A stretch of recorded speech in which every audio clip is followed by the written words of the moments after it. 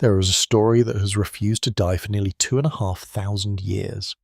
It was written down once by a single man in the philosophical dialogues of ancient Athens, and yet it has echoed through every century since, gathering new believers and new skeptics in almost equal measure, threading itself into the dreams of explorers and the footnotes of serious scholars, surfacing in tavern arguments and university lecture halls, and yes, in the quiet hours before sleep, when the mind loosens its grip on the practical world and begins to wonder about the things that might have existed just beyond the edge of what we know. That story is Atlantis. And if you think you already know it, there is a very good chance you know a version of it that Plato himself would barely recognize. Before we go any further, take a moment if you like and leave a comment telling me where in the world you are listening from tonight, and what time it is where you are. There is something quietly wonderful about knowing that people in different cities and different time zones and different hemispheres are all settling in at the same moment, letting the same words drift over them in the dark. It makes the world feel both very large and very small at once. Now, let us go back to the beginning, the real beginning. Not the beginning that involves sunken continents or mystical crystals or ancient astronauts, but the actual documented, historically verifiable beginning of this story, which is surprisingly recent, surprisingly specific, and in many ways more fascinating than the legends that grew from it. The year was approximately 360 BCE.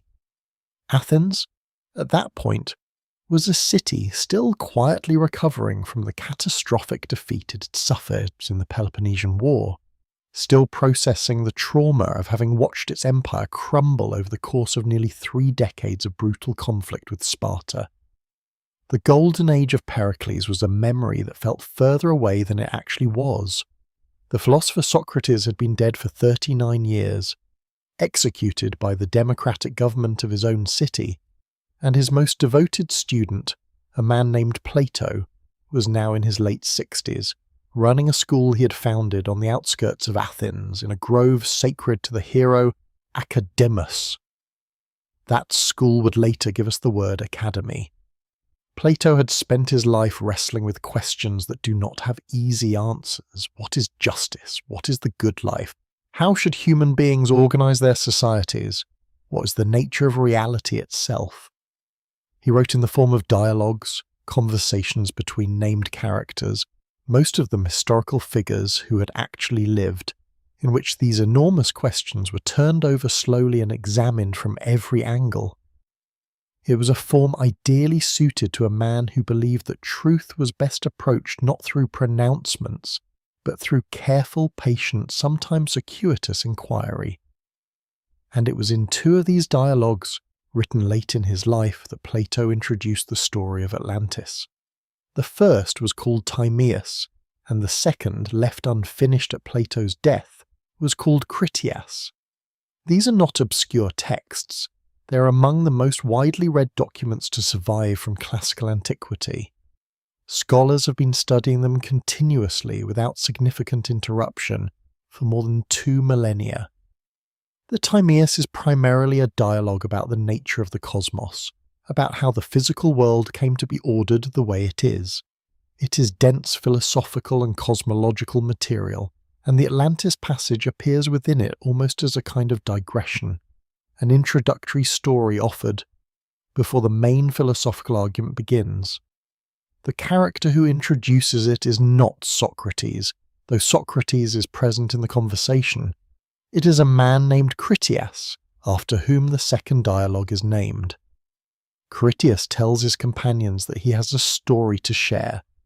A real story, he insists, not a myth, one that was handed down to him through several generations of his family.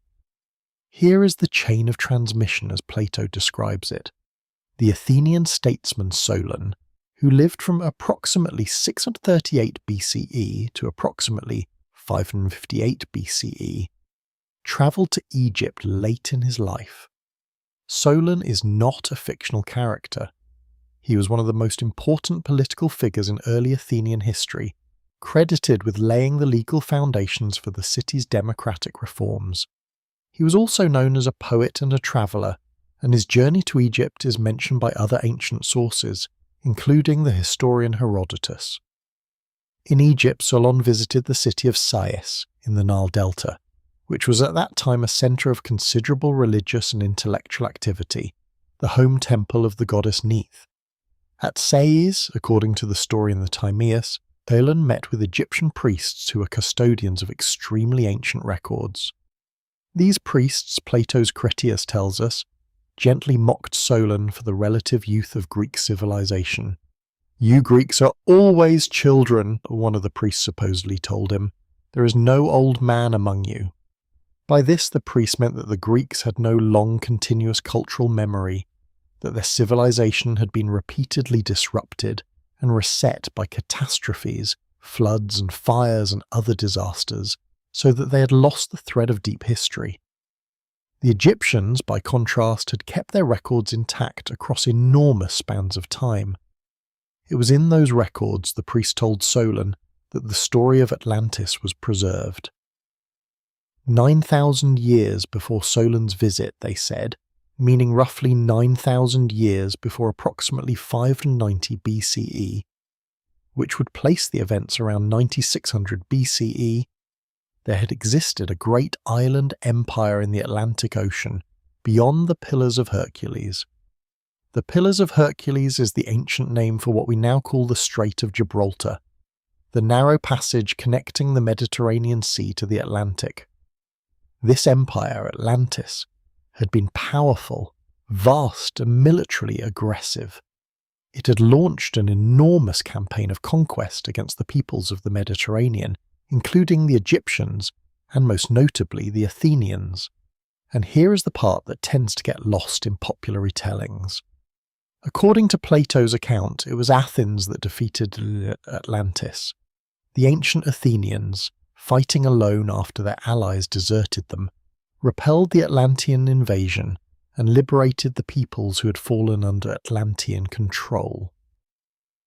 This is politically significant. Plato was an Athenian writing for an Athenian audience, and the story as he tells it is in part a story about Athenian greatness, about an idealized Athens that embodied the virtues Plato believed his contemporaries had abandoned. Shortly after this Atlantean defeat, the story continues, a series of violent earthquakes and floods struck both regions simultaneously. The great Athenian warriors were swallowed up by the earth in a single terrible day and night. And Atlantis, the entire island, sank beneath the ocean, disappearing so completely that the sea in that area became impassable, choked with mud and shallow shoals. That is the story as Plato gives it in the Timaeus. It occupies only a few pages. The Critias dialogue then attempts to expand on it, giving far more detail about the geography, architecture, and political organisation of Atlantis, before breaking off, apparently mid-sentence, with the narrative unfinished. Plato died, scholars believe, before he could complete it, or perhaps chose not to, for reasons we cannot know. What is striking, if you read these dialogues carefully in their context, is how specifically Plato frames the story. He does not introduce it as allegory or myth in the way he introduces other famous stories, such as the myth of Air at the end of the Republic, which he explicitly calls a tale. He has the character Critias insist, more than once, that the account is true, that it is a logos rather than a mythos, a factual account rather than a fictional narrative. Whether that insistence reflects Plato's own belief, or is part of the literary construction of the dialogue, is a question that scholars have been debating ever since. What is also striking is the precision of the detail. Plato gives us a location beyond the Pillars of Hercules. He gives us dates, 9,000 years before Solon. He gives us dimensions for the city and the island. He gives us a royal lineage, a list of 10 kings descended from the god Poseidon and his union with a mortal woman named Clito. He gives us architectural descriptions of the capital city, its rings of land and water, its enormous harbour, its temples faced with precious metals. He gives us a constitutional history describing how the Atlanteans gradually became morally corrupted over generations, drifting from the noble restraint of their divine ancestors toward arrogance and greed. This level of detail is either the work of a writer building a carefully imagined world to make a philosophical point, or it is the preservation of material that was itself detailed before Plato encountered it. The question of which of those things is true is one of the oldest unresolved questions in the study of classical literature, and it is a question that has not grown simpler with time. So the question that has occupied geographers, geologists, archaeologists, and a great many curious, restless minds for the better part of 2,500 years is not simply whether Atlantis existed. It is perhaps more precisely this: if there is some grain of genuine geography embedded in what Plato wrote, some real place that gave shape to the legend, then where on earth might that place have been? And the answers that serious researchers have proposed over the centuries are far more varied, far more grounded in real science and real geology than most people ever realize. Because the search for Atlantis is not only a matter of myth and literature, it is also, and perhaps most interestingly, a matter of how the Earth itself moves, of how coastlines change, of how sea levels rise and fall over long stretches of time, of how islands appear and disappear not only in legend, but in geological fact. The Earth has been rearranging itself quietly and continuously for billions of years, and the thin sliver of human history is layered on top of that vast, slow churning. When you begin to look at the question of Atlantis through a geological lens, the conversation becomes something quite different from the one most people expect. One of the most carefully developed and frequently discussed proposals places Atlantis in the Atlantic Ocean itself, more specifically in the region of the Azores, the Portuguese archipelago that sits in the middle of the North Atlantic roughly 1,500 kilometers west of Lisbon. The Azores are volcanic islands, and they sit along what geologists call the Mid-Atlantic Ridge, the long underwater mountain range that runs roughly north to south through the center of the Atlantic basin. This ridge marks the boundary between tectonic plates, and it is one of the most geologically active zones on the planet. Islands along the ridge have appeared and disappeared within recorded human history, not through catastrophe in a single night, but through the steady accumulation of volcanic material and the occasional sudden collapse. The proposal that the Azores might represent the surviving peaks of a much larger landmass that once extended across a portion of the Atlantic was given some early scientific consideration in the 19th century, most notably by the American politician and writer Ignatius Donnelly, whose 1882 book Atlantis, the Antediluvian World was enormously influential, even though much of its specific argumentation has since been overtaken by advances in geology and oceanography. Donnelly drew on the underwater topography of the Atlantic as it was understood in his era, noting that the broad elevated plateau of the Mid-Atlantic Ridge might represent the remains of a sunken continent. He also noted what he saw as cultural parallels between civilizations on either side of the ocean, from the pyramids of Egypt to the pyramidal structures of the Maya, as evidence that a connecting civilization had once existed. Modern geology has largely set aside the idea of a sunken continent in the middle of the Atlantic in the way Donnelly imagined it. The theory of plate tectonics, which became the accepted framework for understanding the Earth's structure in the 1960s, demonstrates that the ocean floor is not a place where continents sink. The Atlantic basin is oceanic crust, which is denser and thinner than continental crust, and it has been spreading apart, not sinking, for roughly 200 million years. A continent-sized landmass cannot simply drop into the middle of the Atlantic because the geology does not work that way. The Azores are volcanic islands built from the ridge itself, not the remnants of a drowned continent. And yet the Azores remain interesting for a different, more modest reason. The islands are real, they are ancient by human standards, though young by geological ones, and the waters around them contain underwater shelf structures that during periods of lower sea level, particularly during the last glacial maximum around 20,000 years ago, when sea levels worldwide were significantly lower than they are today, would have exposed considerably more land. The question of exactly how much more land and whether that land ever supported human habitation remains genuinely open. The connection to Plato is loose at best through this route, because the glacial maximum he would need to be describing predates his supposed chronology by tens of thousands of years. But it illustrates a broader principle that runs through many of the most serious geological proposals, that sea level change is real, that it is dramatic over geological time, and that coastlines we consider fixed have in fact been very different at various points in the past. This principle becomes far more compelling when the search moves to a different location entirely, one that has attracted serious archaeological and geological attention for several decades now.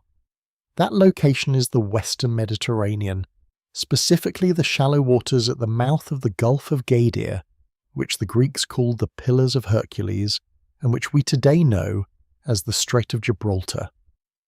Plato's text places Atlantis beyond those pillars in the ocean. But some researchers have pointed out that the framing may be less geographical than narrative, a way of saying the civilization existed at the boundary of the known world rather than specifying an ocean address. One of the more rigorously researched proposals in recent decades comes from the work of researchers examining the Doñana National Park region of southwestern Spain, in the area of the ancient Guadalquivir river basin, near the modern city of Huelva. This low-lying marshland and coastal plain, known in Spanish as Las Marismas, sits at the edge of what was once a much larger body of water, a shallow inland bay or lagoon that geologists have confirmed existed during the Bronze Age and earlier periods. The Greek name for this region in antiquity was the Tartessian territory, home to the civilization the Greeks and Phoenicians called Tartessos, a culture that was prosperous, maritime, and skilled in metallurgy, particularly in working silver, copper, and tin.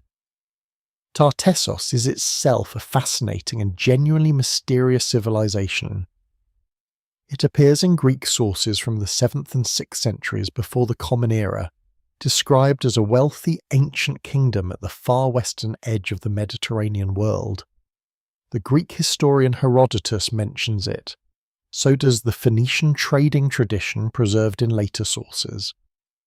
But Tartessos vanished from the historical record abruptly, and its precise location has never been confirmed by archaeology, though excavations in the Huelva region have turned up significant evidence of Bronze Age and early Iron Age occupation consistent with a sophisticated seafaring culture.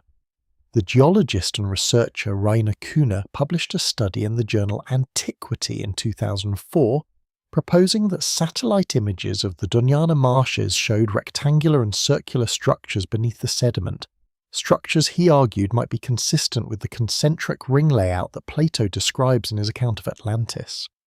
The paper attracted considerable attention, and subsequent ground surveys of the area were conducted by a team including researchers from the University of Bremen and the Spanish Higher Council for Scientific Research, using a range of geophysical techniques including ground-penetrating radar and electrical resistivity tomography. The results, published in the years following, were intriguing but not conclusive. The team found evidence of ancient structures beneath the sediment and confirmed that the area had experienced significant flooding events in the past, consistent with the kind of sudden inundation that Plato's story describes. But whether those structures are the basis of the Atlantis story or simply the remains of another Bronze Age settlement remains uncertain. What the Doñana research does confirm beyond the speculative elements is that the western coastline of the Iberian Peninsula looked very different during the Bronze Age than it does today. The marshland that is now Doñana was once a navigable bay. The Guadalquivir river system extended differently, and the cultures that occupied this region, whether Tartessian or earlier, had access to significant mineral wealth and were part of a Mediterranean trading network that reached as far as the Levant and the Aegean. If Plato's account preserves any memory of a real Western culture, Tartessos is among the most plausible candidates for what that memory might have been anchored to. Moving somewhat north and east, another set of proposals is focused on the Atlantic coast of what is now Morocco and the Western Sahara, regions that were considerably more hospitable during wetter, climatic periods of the late Pleistocene and early Holocene. The Sahara itself was not always a desert. During what climatologists call the African humid period, roughly 11,000 to 5,000 years before the present, the region that is now the world's largest hot desert was covered by grasslands, lakes, and river systems. Rock art found deep in the Sahara depicts animals that require substantial water and vegetation: hippopotamuses, crocodiles, cattle, and fish, painted or carved by people who lived in a landscape utterly unlike the one that exists there today. Researchers, including the French scholar Charles Berlitz in his more speculative works and later the geographer Charles Hapgood in contexts that have attracted both interest and criticism, suggested that the shifting of the Saharan climate and the gradual desiccation that turned grassland into desert over several millennia might be part of the environmental background behind flood myths and lost land stories preserved in various Mediterranean traditions. This is a much broader claim than anything tied specifically to Plato, and it reaches well beyond what the evidence can support with any precision. But the fact of the African humid period is not speculative at all. It is well documented in pollen records, lake sediment cores, and the geomorphology of ancient river channels that can still be traced beneath the sands. Further east, the Mediterranean basin itself has been the subject of geological attention that turns out to be relevant to the question of lost lands and ancient catastrophe.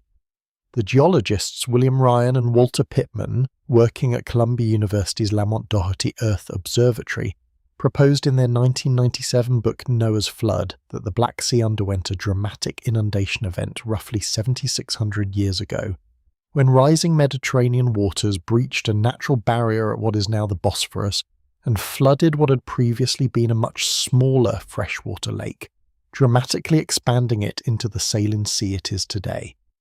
Ryan and Pittman argue that this event, which would have displaced significant human populations living along the former shorelines of the lake, might underlie flood myths preserved in various Near Eastern traditions, including aspects of the biblical flood story. The Black Sea hypothesis is not directly connected to Plato's Atlantis story in any straightforward way, because the geography is different and the timeline is different. But it illustrates, powerfully and with solid scientific backing, that catastrophic flooding of inhabited coastlines is not merely a feature of myth, it is something that genuinely happened. Coastlines that people lived on, built on, farmed on, were swallowed by rising water within the span of human memory and human history, and the floods were fast enough, dramatic enough to leave lasting marks on the storytelling traditions of the cultures that experienced them. One proposal that has attracted sustained scholarly attention over the past several decades focuses not on the Atlantic or the Western Mediterranean, but on a much smaller body of water considerably further east, the Aegean Sea, and specifically the island of Santorini, known in antiquity as Thera. Around 1600 years before the Common Era, Thera was the site of one of the largest volcanic eruptions in the past 10,000 years. The eruption, now known to volcanologists as the Minoan eruption, expelled an enormous volume of material, collapsed the centre of the island into the sea, and sent tsunamis across the eastern Mediterranean. The ash fallout has been detected as far away as Greenland in ice cores and in sediment samples from across the eastern Mediterranean and the Middle East. The civilization most directly affected by this eruption was the Minoan culture centered on the island of Crete, roughly 100 kilometers south of Thera. The Minoans were among the most sophisticated Bronze Age cultures of the ancient world, with complex palace architecture, trade networks extending across the eastern Mediterranean, apparent literacy, and a maritime tradition of considerable reach. The palace at Knossos, excavated by the British archaeologist Arthur Evans beginning in 900, revealed a civilization of remarkable complexity and elegance. Frescoes, sophisticated plumbing systems, multi-story architecture, and evidence of extensive record-keeping painted a picture of a culture quite unlike the simple village societies that preceded and surrounded it. The proposal, developed in various forms by scholars including the Greek seismologist Angelos Gallinopoulos in the 1960s, and later explored in more depth by researchers including A.G. Gallinopoulos and Edward Bacon in their Bedtime book Atlantis. The truth behind the legend suggests that the Minoan civilization and the catastrophe that struck it in the second millennium before the Common Era may have provided the factual kernel of the Atlantis story. In this reading, Plato's account has been filtered through Egyptian sources, possibly stretched across several generations of retelling, and perhaps scaled up, with dates and dimensions amplified, before reaching Solon and ultimately Plato's own text. Gallinopoulos noted specifically that if Plato's numbers, including the data 9,000 years before Solon and the dimensions of the island and its canals, were divided by a factor of 10, they would align considerably better with what archaeology and geology know of the Minoan world. 9,000 years before Solon becomes 900 years, placing the event roughly in the mid-second millennium before the Common Era, which corresponds to the period of the Theran eruption. The dimensions of the described island, similarly reduced by a factor of 10, become consistent with the actual size of Crete rather than a continental landmass. The miscount of a factor of 10, Gallinopoulos suggested, might represent a translation error introduced when Egyptian hieratic numerals, which can be ambiguous, were rendered into Greek. This is an elegant hypothesis, and it has the significant advantage of pointing to a real catastrophe, a real civilization, and a real geographical context that matches much of what Plato describes. A wealthy, powerful island culture with naval strength, located in the sea accessible from the Greek world, which suffered a dramatic and sudden end. The Minoan palatial civilization did collapse, and while the causes of that collapse are still debated by archaeologists, the Theran eruption is considered a significant contributing factor. The weakness of the Thera hypothesis is primarily one of geography. Plato is explicit that Atlantis lay beyond the Pillars of Hercules, which is to say beyond the Strait of Gibraltar, in the ocean beyond the Mediterranean. Thera is firmly within the Aegean, well inside the Mediterranean world. Defenders of the hypothesis argue that the geographical framing may have been distorted in transmission, or that the Pillars of Hercules in an earlier period may have referred to a different geographical boundary. Critics point out that these adjustments require overriding what Plato actually wrote in ways that can feel somewhat arbitrary. What all of these proposals share, however, is something worth resting with quietly for a moment. Each of them is grounded in real geography. Each of them points to real processes: volcanic eruption, sea level change, coastal inundation, climatic transformation, that genuinely shaped the ancient world in ways that human populations experienced directly. The Earth was not static during the period of human civilization. It was moving, shifting, flooding, erupting. Whole landscapes that people knew and named and built lives around were altered beyond recognition, within spans of time that the people themselves could remember, or that their grandparents could remember, or that survived in the stories their grandparents told. That fact alone, independent of any particular claim about Plato's sources, gives the geological dimension of the Atlantis question a kind of quiet weight. The world that ancient people described as lost may not have been imaginary. It may have been real in the way that all lost things are real, places that existed, that were known, and that the sea eventually covered.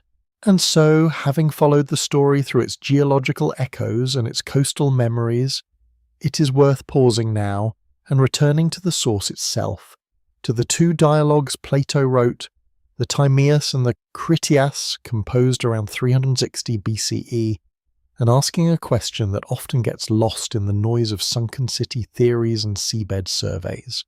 What did Plato actually say about the people of Atlantis? Not where the island was, not how it sank, but how the Atlanteans lived, how they governed themselves, what they built, what they valued, and what, according to the story, eventually went wrong with them. Because the civilization Plato describes in those dialogues is remarkably detailed, not in the vague, impressionistic way of myths that have been retold so many times that the specific details have worn smooth.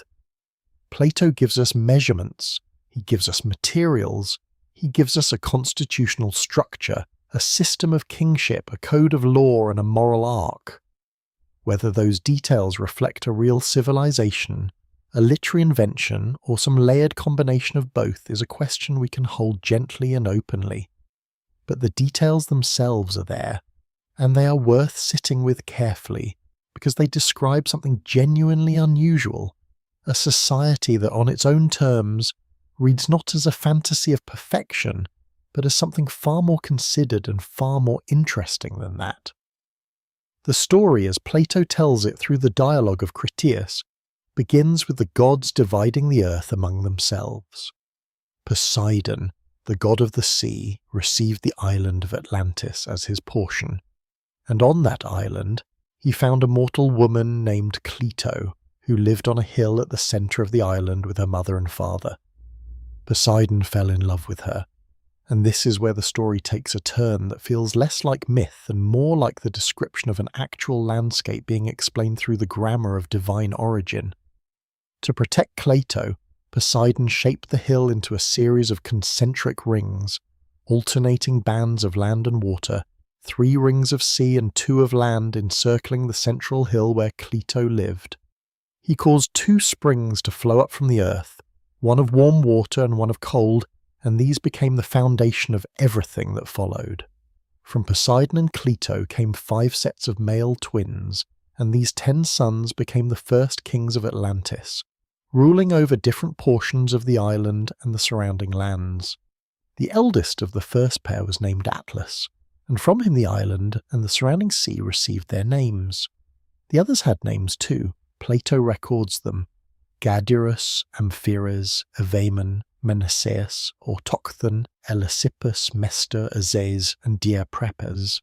These are strange, resonant names, Greek in their form but not easily mapped onto any familiar mythological tradition, which has led some scholars to suggest they may be transliterations of names from another language, rendered into Greek the way that foreign proper nouns sometimes were when they passed through a chain of translation. The system of governance that descended from these 10 kings is one of the more fascinating aspects of what Plato describes. The 10 kings ruled their individual portions of the island autonomously, each supreme within his own territory.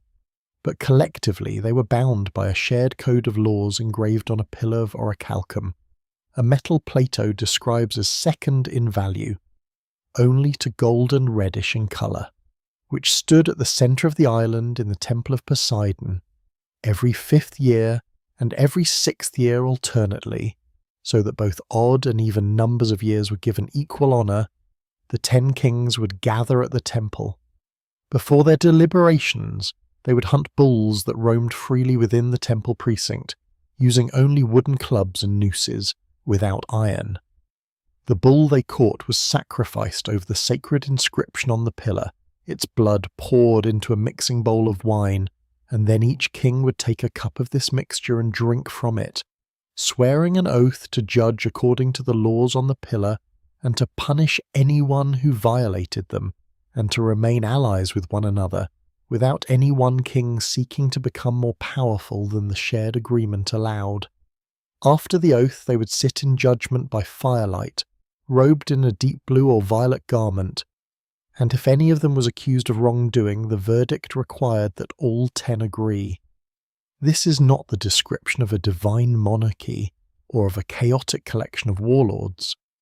It is something closer to what we might recognise as a federal structure, sovereign units bound by a shared compact and a shared ritual, with a legal code at the centre rather than a single hereditary ruler. The detail about the alternating cycles of 5 and 6 years is the kind of specific, slightly unusual procedural note that tends to survive in transmitted accounts of real institutions, because it is precisely the sort of thing that someone who had actually seen the system in operation would remember, and precisely the sort of thing that a pure literary inventor would be unlikely to invent without a reason. The city itself, as Plato describes it, was built in layers outward from that original concentric arrangement Poseidon had made around the hill of Clito. The innermost island, the original hill, became the Acropolis, containing the palace of the kings and the great temple of Poseidon. The temple was a stadium in length, a third of a stadium in width, and proportionate in height, the whole exterior sheathed in silver except for the pinnacles, which were gold. The interior ceiling was ivory inlaid with gold, silver, and orichalcum. The floors, walls, and pillars were covered with orichalcum, described as flashing like fire. Within stood a golden statue of Poseidon himself, so tall that his head touched the roof, standing in a chariot drawn by 6 winged horses, surrounded by 100 nereids riding dolphins. Around the temple stood golden statues of all the original 10 kings and their wives. There were fountains of hot and cold water. There were baths, open-air pools for horses and bulls, gardens, gymnasia. The whole precinct was surrounded by a golden wall, and then beyond the rings of water and land came the outer city, with harbours cut through the rings connecting the sea to the central island, large enough for ships to pass through, with towers and gates guarding every passage. The outermost ring of water, Plato says, was open to the sea and 300 stadia in diameter, which, depending on how one calculates a Greek stadion, places it somewhere between 50 and 60 kilometres across. Across the channel, the great plain of Atlantis extended for 3,000 stadia in one direction and 2,000 in another, surrounded by mountains to the north and open to the sea to the south. This plain was remarkable in its own right. It had been levelled by the labour of generations. A great canal ran around its entire perimeter, and from that outer canal, a network of smaller canals crossed the plain at regular intervals, carrying water from the mountains down to the sea and irrigating every part of the agricultural land. The numbers Plato gives for the military levies required from different regions of the plain are specific and consistent in a way that again feels less like literary decoration and more like a preserved administrative detail. Each of the plot divisions of the plain was required to supply one commander of a unit of 6 men, 1 chariot, 2 horses, 2 riders, 1 ship captain, and various foot soldiers. When the total levies are added together, they produce an army of enormous size, tens of thousands of chariots, hundreds of thousands of infantrymen, 1,200 ships. It is an almost bureaucratic level of specificity for a civilization that no one has ever physically found, and it sits strangely alongside the more obviously mythological elements of the story, the divine origin, the sacred bull hunt, the pillar of orichalcum glowing like fire. Some scholars have argued that these 2 registers, the mythological and the administrative, represent 2 different layers of the text. A legendary tradition about the origins of the civilization fused with something more like a genuine account, or at least a plausible reconstruction, of how a large Bronze Age maritime state might have organised its resources and its military obligations. What makes the Atlantis that Plato describes genuinely interesting as a civilization rather than as a lost location is its moral architecture. Because Plato is not simply describing a glorious society that was destroyed by a natural disaster. He is describing a society that was corrupted by its own prosperity and destroyed at least in part because of that corruption. The Atlanteans in the beginning were the descendants of a god and partook of something of his nature, and because of that inheritance they were gentle and wise and moderate. They had an abundance of everything: timber, metals, food, livestock, and that they used that abundance wisely, caring more for virtue than for wealth. but over generations the divine nature in them gradually diluted as they intermarried more and more with ordinary mortals. They became what Plato calls base, incapable of bearing their good fortune with dignity, increasingly greedy and consumed by the desire for power. Zeus, seeing this, called the gods together and delivered a speech, and here the Critias dialogue breaks off. We have the setup of the speech and then nothing. The manuscript ends mid-sentence. Whatever Zeus said, whatever the gods decided, whatever the final act of divine judgment was, it is lost. We have only the geological aftermath described in the Timaeus, a single night of earthquakes and floods, and then the island was gone. This break in the text is one of the most tantalizing details in the entire story. Some scholars believe Plato never finished the Critias, that he abandoned it or died before completing it. Others have suggested that the ending was lost at some point in the manuscript tradition, that there were once copies that contained Zeus's speech and the full account of the catastrophe, and that those copies simply did not survive.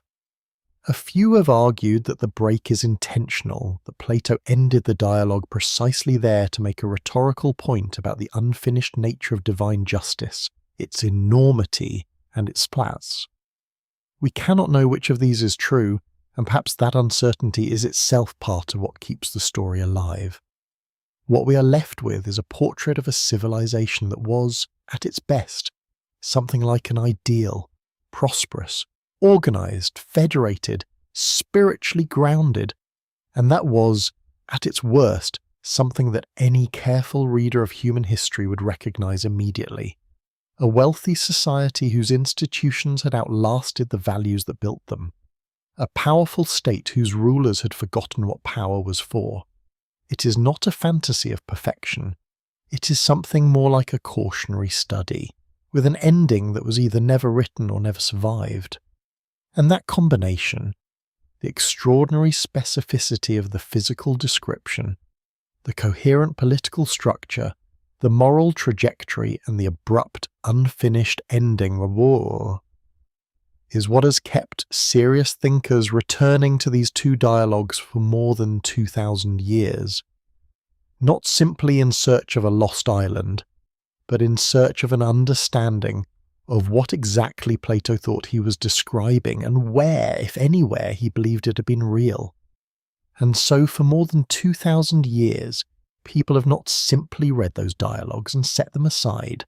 They have picked up tools, they have measured coastlines, climbed into research vessels and pressed their hands into the soil of places that seemed somehow to match something Plato described. The story of Atlantis is not only a story of ancient texts and philosophical debate, it is also quietly and persistently a story of archaeology, of the very human impulse to take a compelling description and go looking for it in the physical world.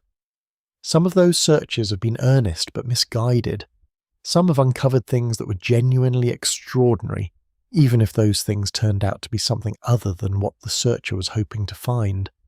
And a few have produced evidence so unexpected, so carefully documented, that it continues to sit in the academic literature, not as proof of anything, but as a kind of quiet invitation to keep looking. The history of archaeological pursuit connected to the Atlantis question is, in many ways, a mirror of the broader history of archaeology itself, shaped by the assumptions of its era, limited by the tools available at the time, and slowly, gradually, becoming more rigorous and more honest about what can and cannot be known. One of the earliest serious attempts to ground the Atlantis story in physical evidence came not from a romantic adventurer, but from a man trained in careful observation. In the 19th century, as scientific archaeology was beginning to define its methods, a number of scholars turned their attention to the Mediterranean basin and asked whether any of the civilizations already being excavated might correspond, however loosely, to what Plato had described. The ruins of Troy, excavated by Heinrich Schliemann beginning in 1871 at a site in northwestern Turkey known as Hizarlik, had demonstrated something important, that ancient literary descriptions of places long considered mythical could sometimes lead, with patience and method, to genuinely buried cities. Schliemann himself, flushed with the success at Hisarlik, briefly entertained the idea that similar methods might be applied to the Atlantis question, though he did not pursue it systematically. What his Troy excavations did accomplish, in the longer view, was to shift the general intellectual climate. The idea that ancient texts might encode real geographical and historical information became more credible. If Homer's Troy had a physical address, then perhaps Plato's Atlantis did too. This was not an unreasonable inference, even if it has proven far more difficult to test, and in the decades that followed, excavators working in the Mediterranean, at Mycenae, at Knossos, at Akrotiri, kept producing results that seemed, at least superficially, to brush against the edges of the story. The site most often discussed in this context is Akrotiri, on the southern end of the island of Thera, which we now call Santorini. The island sits in the southern Aegean, and its present shape, a jagged crescent of dark volcanic rock surrounding a deep water-filled caldera, is itself the product of one of the largest volcanic eruptions in the past 10,000 years. The eruption, which most current estimates place somewhere around 1600 BCE, though the precise date has been the subject of significant scholarly debate, destroyed the Bronze Age settlement that had flourished there. What was left beneath the volcanic ash was preserved in remarkable detail. Systematic excavation at Akrotiri began in 267, led by the Greek archaeologist Spiridon Marinatos. Marinatos had been thinking about the Minoan world for decades and had proposed as early as in 39 that the collapse of the Minoan civilization on Crete might have been connected to the volcanic destruction of Thera. When excavation began in earnest, what emerged from the ash was astonishing. Multi-story buildings, sophisticated drainage systems, extraordinarily vivid frescoes showing landscapes, processions and naval expeditions, all preserved under meters of tephra. The settlement that had existed at Akrotiri before the eruption appeared to have been prosperous, cosmopolitan, and highly organized. The frescoes in particular attracted attention beyond the usual archaeological audience. One of them, found in a room archaeologists designated the West House, depicts a miniature naval scene, a flotilla of ships moving between two coastal settlements, with figures on the shore watching and landscapes rendered with careful detail. It is one of the most complex and narrative-rich frescoes from the entire Bronze Age Aegean world, and it suggests a community comfortable with seafaring, with ceremony, and with representing itself in art. Whether the settlement at Akrotiri had any direct connection to what Plato described is another matter entirely, and most classical scholars are cautious about drawing that line. The chronology alone is difficult. Plato places Atlantis 9,000 years before Solon, which would put it around 9600 BCE by conventional reckoning, while the Theran eruption occurred roughly 8,000 years after that date. But the visual richness of Akrotiri, its abrupt destruction by a geophysical catastrophe, and its sophisticated pre-destruction culture have made it a point of reference in the Atlantis conversation that is unlikely to go away. The excavations at Akrotiri have continued, with interruptions for decades.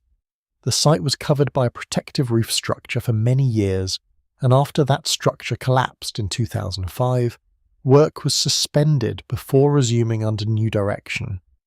More of the ancient town remains unexcavated than has been uncovered, and researchers have suggested that the buried area contains significant additional structures. What has been found is already substantial. Over 30 rooms or spaces have been excavated, containing hundreds of artifacts including pottery, storage vessels, and the remains of furniture preserved in ash. No human remains have been found at Akrotiri itself, which suggests the population had time to evacuate before the final catastrophic phase of the eruption, a detail that in a certain light makes the site more poignant rather than less. Across the Atlantic, a very different kind of search was unfolding in the 20th century. In the late 1960s, a formation of flat rectangular limestone blocks was discovered in shallow water off the coast of North Bimini in the Bahamas. The Bimini Road, as it came to be called, attracted immediate attention. The blocks are large, regularly shaped, and arranged in what appears to be a sweeping curved line extending for roughly half a mile along the seafloor at a depth of only 5 to 6 meters. When photographs of the formation were first published, some commentators suggested it might be the remnant of an ancient constructed road or wall. Geologists who studied the formation in the following decades offered a different explanation. The limestone blocks, they argued, are beach rock, a type of stone formed when carbonate sediment cemented together in the intertidal zone. Beach rock characteristically fractures in straight lines parallel and perpendicular to the shore, producing the kind of rectangular shapes that give the Bimini Formation its appearance of deliberate construction. Several geological studies have concluded that the Bimini Road is a natural formation, but the debate has not entirely disappeared, partly because some researchers have noted features of certain blocks that they argue are harder to explain purely by natural fracturing, and partly because the general area of the Bahamas and the surrounding Caribbean basin did experience significant changes in sea level at the end of the last glacial period between roughly 12,000 and 8,000 years ago.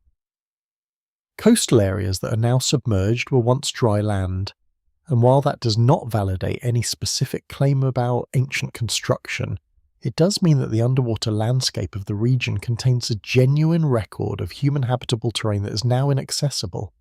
This is a point worth dwelling on for a moment, because it connects to a broader archaeological reality.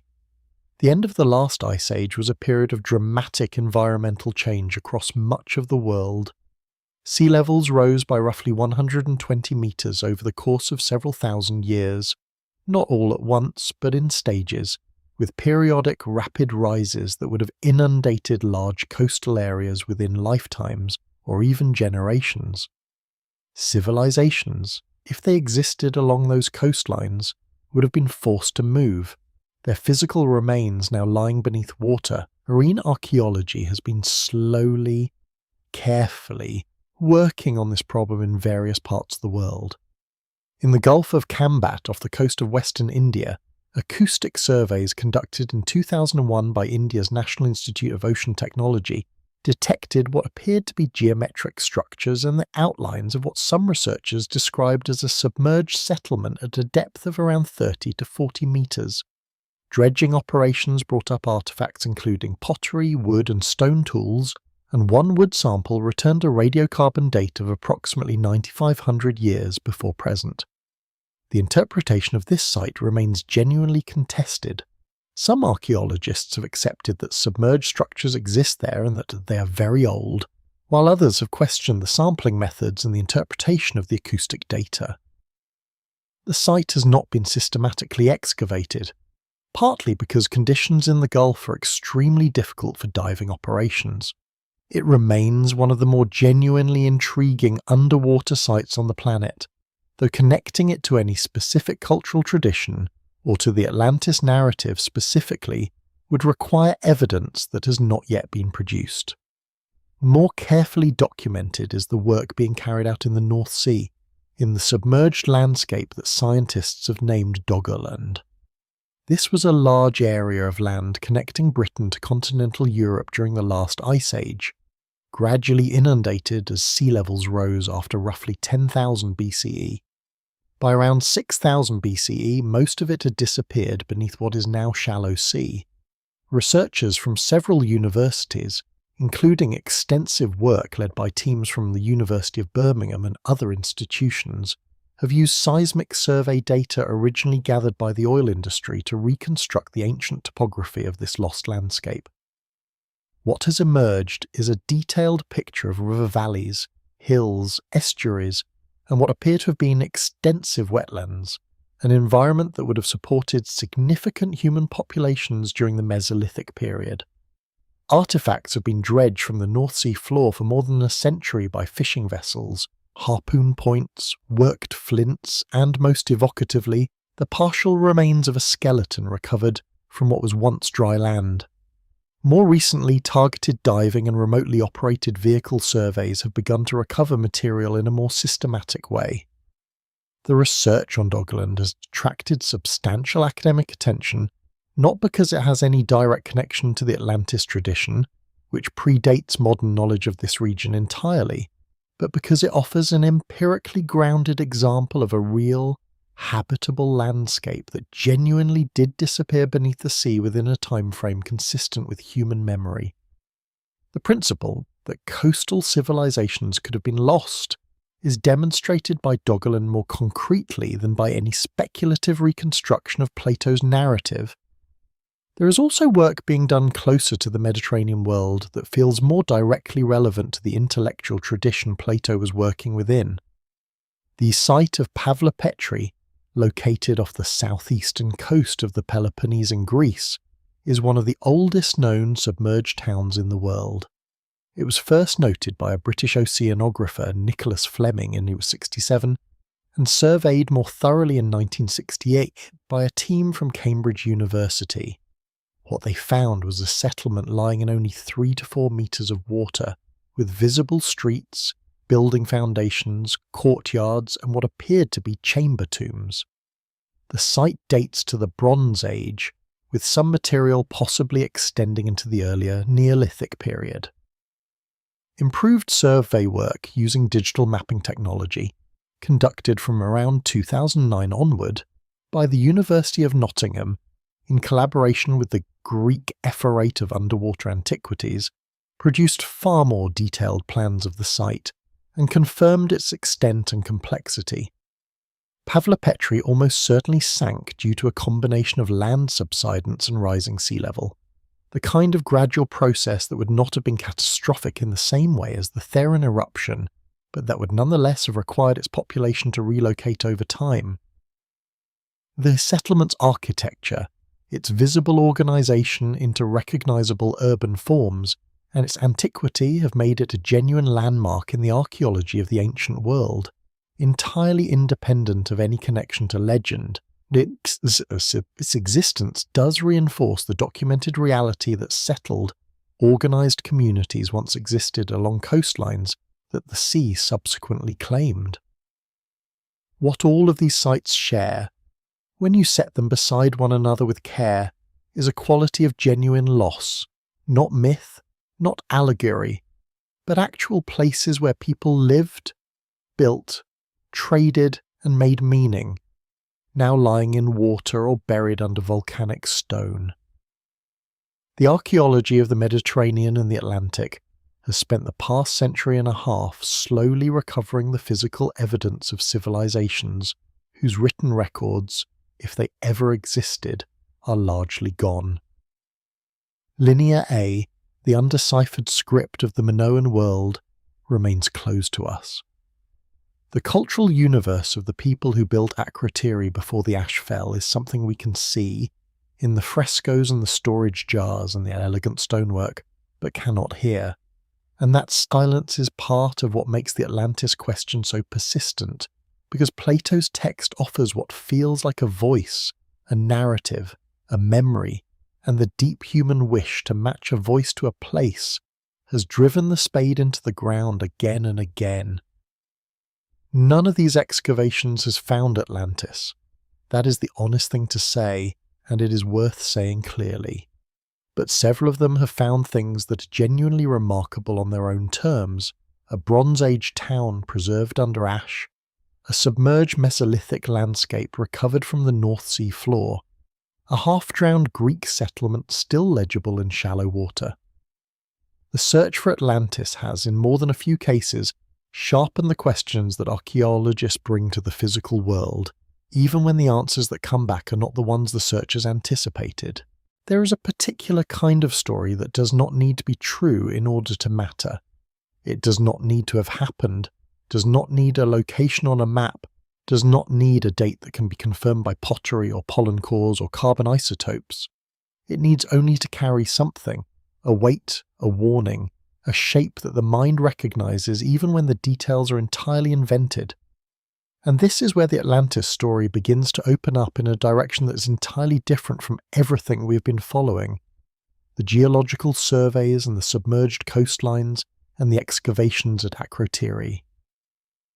Because from the very earliest readers of Plato's dialogues, there has been a parallel tradition, quieter, more interior, less concerned with where the island might have been than with what the island was meant to mean. The philosopher who created Atlantis, Plato, who was born around 428 BCE and died around 348 BCE, was not primarily a historian. He was not an archaeologist, and he was not a geographer in the way we might use that word today. He was a moral and political philosopher, and virtually everything he wrote was shaped by a central concern, the question of how human beings ought to live, how cities ought to be organised, and what happens when they stray from virtue toward appetite and power. That is the lens through which many of his closest readers, both in antiquity and in the centuries that followed, have chosen to read the Atlantis story. Not as a recovered memory of a real catastrophe, but as a carefully constructed philosophical lesson dressed in the clothes of history. Plato's student Aristotle, who was born in 384 BC and outlived his teacher, was among the first to express skepticism about the literal reality of Atlantis. He is reported by later ancient writers to have suggested that Plato had simply invented the island for philosophical purposes and then drowned it when it had served its purpose. The exact words attributed to Aristotle on this point vary depending on the source, and the original text in which he supposedly wrote this has not survived intact. But the tradition of his skepticism is well attested in ancient scholarship, and it reflects a sensibility that was not uncommon in the ancient world, the recognition that a gifted philosopher might construct an elaborate historical fiction in order to make a moral argument, and that there was nothing dishonest or unusual about doing so. The dialogues of Plato are full of myths that he openly acknowledges are invented, myths about the afterlife, about the soul's journey between incarnations, about the origins of love and desire. The myth of air, which closes the Republic, is a vision of what happens after death, and Plato presents it as a story worth attending to, not because it is factually true, but because it carries a kind of moral truth that ordinary argument cannot quite reach. The question of whether Atlantis belongs in that same category, a deliberately constructed philosophical myth, rather than a garbled memory of a real event, has never been settled and may never be. But the interpretation has its own long history, and that history is worth exploring slowly and carefully, because it reveals something important about how the story has functioned across 2.5 millennia of reading and thinking. The most significant ancient interpreter in this tradition was the Neoplatonist philosopher Proclus, who lived from approximately 412 to 485 CE and wrote an extensive commentary on the Timaeus, the dialogue in which Atlantis first appears. Proclus took the story seriously, but seriously in a very particular way. He did not read it as journalism, he read it as a philosophical and even cosmological allegory, in which the contest between Athens and Atlantis represented a deeper pattern, the eternal struggle between order and excess, between the soul oriented toward the good and the soul seduced by material power. For Proclus and the broader Neoplatonist school, Plato's dialogues operated on multiple levels simultaneously. The surface narrative, the historical framing, the named characters and places, all of these were real in one sense, but they were also symbolic.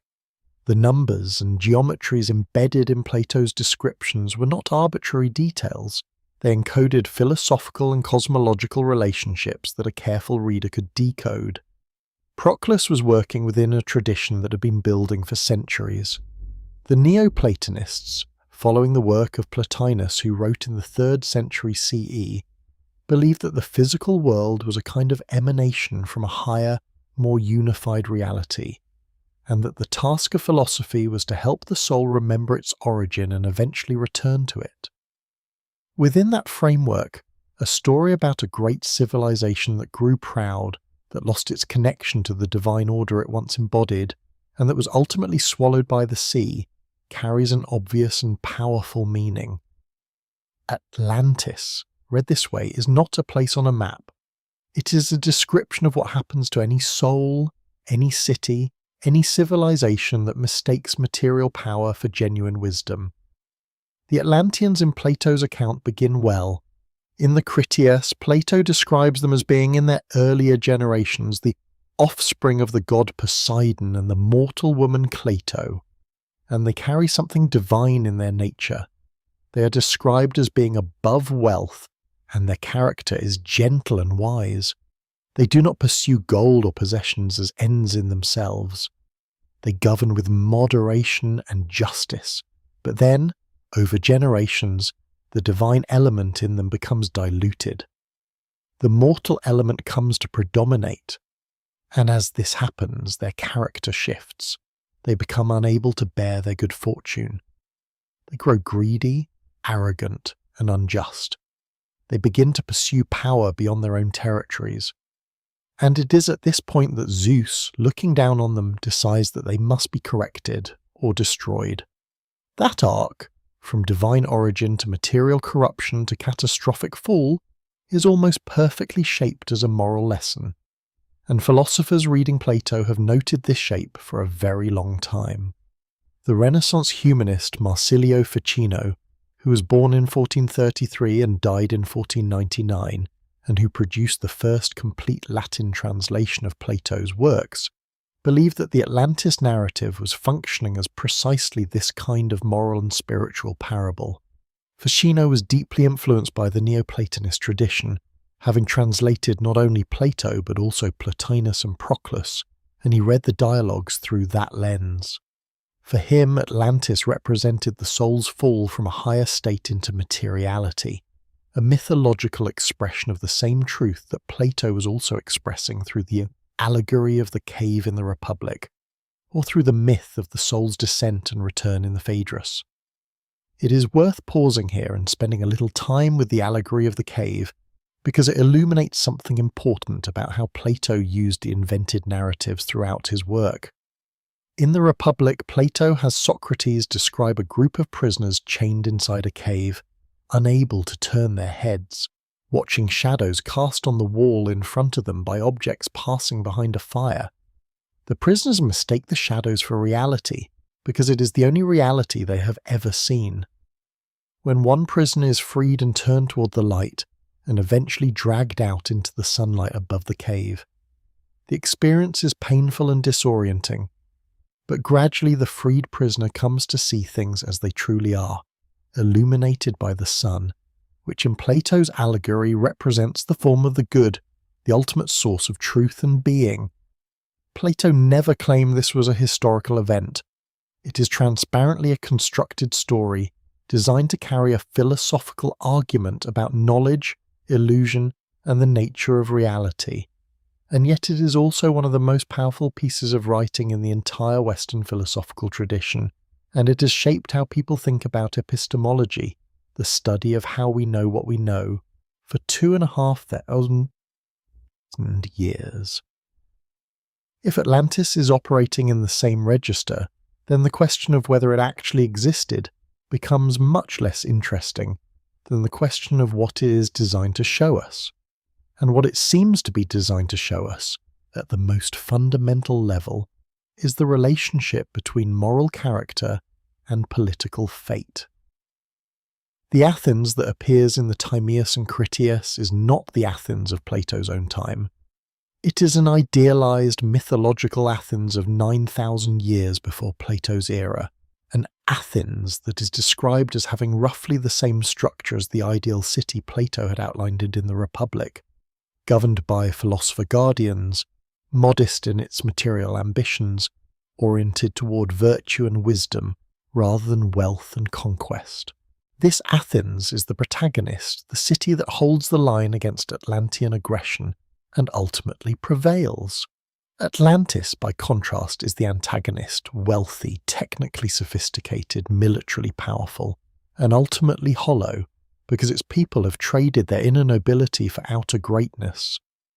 Read this way, the story is less about geography than about governance, and less about governance than about the human soul. The Platonic tradition consistently drew a parallel between the structure of the ideal city and the structure of the ideal soul. Both should be governed by reason, with the spirited and appetitive elements in their proper subordinate places. The city that allows appetite, the desire for wealth, power, territory to override reason will inevitably collapse, just as the soul that is governed by the desire, rather than wisdom, will inevitably fail to flourish. Atlantis is the city that made that choice, or rather, that drifted into that condition over generations, and its submersion beneath the sea is the physical expression of a moral and spiritual truth. The philosopher and scholar Julia Annis, who has written extensively on Platonic ethics, and whose work on the Republic and related dialogues is widely read in academic philosophy, has argued that Plato's myths generally function as what she calls moral illustrations, not claims about history or metaphysics that Plato is asking us to believe literally, but narrative devices that help orient the emotions and imagination towards truths that abstract argument can gesture at but cannot quite convey on its own. This reading, which is shared by many contemporary scholars of ancient philosophy, does not require us to believe that Plato was being dishonest or evasive when he presented Atlantis as a story he had received from an Egyptian source through Solon. It suggests instead that Plato was using a convention that his readers would have recognized, the convention of the philosophical myth. The invented story presented with narrative seriousness precisely because its moral content deserves to be taken seriously. There is also a deeper layer here that becomes visible when you read the Timaeus as a whole, rather than just excerpting the Atlantis passages. The dialogue is primarily about cosmology, about the creation of the world by a divine craftsman, the demiurge, who shapes matter according to ideal patterns or forms. The world that results is described as a living creature, beautiful and ordered and good, but also imperfect because it is made of matter, and matter introduces imprecision, change and decay into everything it touches. The Atlantis story, appearing at the opening of this cosmological dialogue and then continuing into the Critias, sits within that framework. It is a story about a civilization that was, at its best, ordered according to the good, divine in origin, moderate in character, just in governance, and that fell away from that order as the material element in its nature came to predominate. The sea that swallows it is not merely a geological event. It is the element of change and flux and formlessness reasserting itself over something that had tried to hold a higher shape. This reading was developed in considerable detail by the scholar and philosopher A.E. Taylor, who was born in 1869 and died in 945, and who wrote one of the most thorough commentaries on the Timaeus in the 20th century. Taylor's approach to the dialogue was deeply sympathetic to the Neoplatonist tradition, and he read the Atlantis narrative as inseparable from the cosmological argument that surrounds it.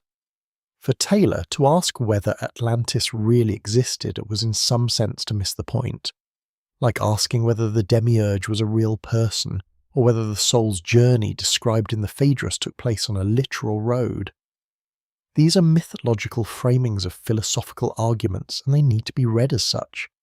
Not everyone has agreed with this approach, and it is worth being honest about the debate. Some scholars, including the classicist Luc Bresson, whose work on Platonic myth has been influential since the 1970s, have argued that while Plato certainly used myth as a philosophical tool, the specific framing of the Atlantis story, with its detailed genealogies, its precise measurements, its named characters, its claim to derive from historical records, is unusually elaborate for a purely illustrative myth, and that this elaborateness may point toward Plato taking the historical kernel of the story more seriously than he took, say, the myth of air or the myth of the soul's chariot in the Phaedrus. Brisson does not claim that Atlantis was a real place, but he suggests that the story may have grown from a real tradition, possibly a Phoenician or Egyptian one, that Plato then shaped and developed for his own purposes, so that the allegory and the historical residue are both present in the text, layered on top of each other. This kind of layered reading is perhaps the most nuanced position, and the one that does the most justice to the complexity of what Plato actually wrote. The dialogues, after all, are not simple texts. They work on multiple levels simultaneously, as the Neoplatonists understood very well. A story can be both shaped from a real tradition and deliberately moulded into a moral allegory. Those two things are not mutually exclusive. The Greek tragedians, after all, took myths that had real roots in ancient religious and cultural traditions and shaped them into structured moral dramas. Aeschylus, Sophocles and Euripides were not inventing their stories from nothing, but they were also not simply reporting events. They were finding in old material a shape that could carry philosophical and emotional weight. What Plato does with Atlantis is not entirely unlike what those playwrights did with Oedipus or Electra or Medea. He takes a story wherever it came from, whether from genuine Egyptian records or from his own philosophical imagination or from some combination of both, and he shapes it into a vehicle for a very specific set of ideas about virtue, power, and the danger of losing contact with the divine element in human nature. And the story has been so durable, has generated so many centuries of fascination and return and retelling, in part because those ideas have not ceased to feel relevant. Every generation has found in the Atlantean arc, the rise, the corruption, the fall, a shape that mirrors something it recognizes in its own world. The moral of the story, if we want to name it plainly, is not a comfortable one. It is not a story about external catastrophe befalling innocent people. It is a story about internal corruption producing external collapse. The Atlanteans are not victims of an arbitrary divine whim.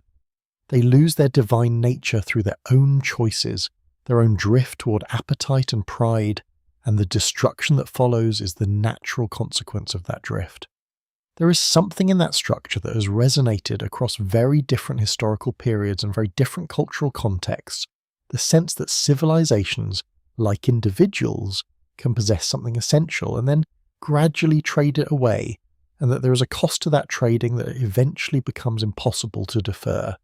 And it is this resonance, perhaps more than any geographical theory or archaeological discovery, that explains why the story has never quite stopped being told.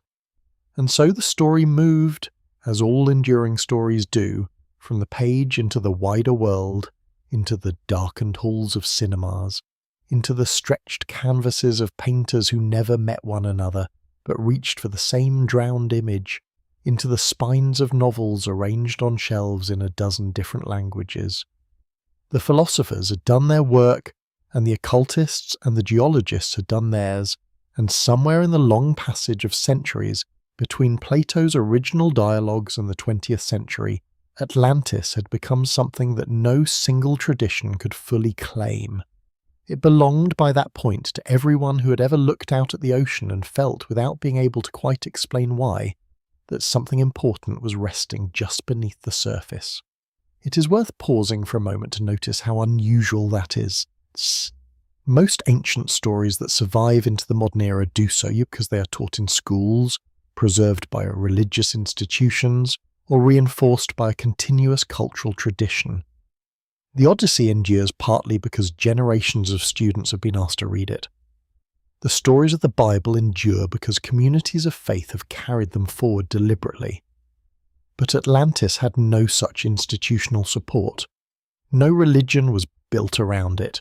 No university course made it compulsory reading in the way that Greek tragedy was made compulsory. And yet it kept resurfacing, kept finding new tellers and new audiences, kept threading itself into works of imagination that sometimes acknowledged the debt openly and sometimes seemed almost unaware of it. That persistence is itself a kind of evidence, not of the island's physical reality, but of the story's psychological one. The earliest clear traces of Atlantis in what we would now call popular literature appear in the Renaissance, and the centuries that followed, when writers began experimenting with the idea of lost or ideal civilizations as a way of thinking critically about their own. Francis Bacon's unfinished work, New Atlantis, published posthumously in 1627, is one of the most significant early examples. A utopian narrative in which sailors discover a hidden island called Ben Salem, governed by a learned institution called Salomon's House, devoted entirely to the study of natural philosophy and the advancement of human knowledge. Bacon borrowed the name and the general geography deliberately, but he turned Plato's moral cautionary tale inside out, imagining a civilization that had not fallen because it had kept its wisdom intact and its ambitions properly directed. The work was enormously influential, and some historians argue that the vision of Salomon's House directly inspired the founding of the Royal Society in London in 1660, one of the oldest and most prestigious scientific institutions in the world. So in a very concrete, traceable way, the shadow of Atlantis fell across the beginnings of modern organised science. In the 19th century, the story entered an entirely different kind of imaginative territory. Jules Verne, the French novelist whose work helped invent the genre we now call science fiction, brought Atlantis into the pages of 20,000 Leagues Under the Sea, published in 1870. In one of the novel's most quietly extraordinary chapters, the narrator and his companions follow Captain Nemo through the ocean depths and come upon the ruins of a submerged city. Towers still standing, columns still upright, walls still bearing the marks of their builders. Nemo traces letters in the sediment. The word he writes is Atlantis. Verne does not dramatize the moment heavily or surround it with elaborate explanation. He simply lets it rest there, illuminated by the bioluminescent glow that lights the seafloor in his imagination, and the effect is one of the most atmospheric passages in all of 19th century fiction. Verne's treatment is notable because he was writing at almost exactly the same moment that Ignatius Donnelly was composing his famous 1882 book, arguing for Atlantis as a real historical place. And yet Verne does not make claims.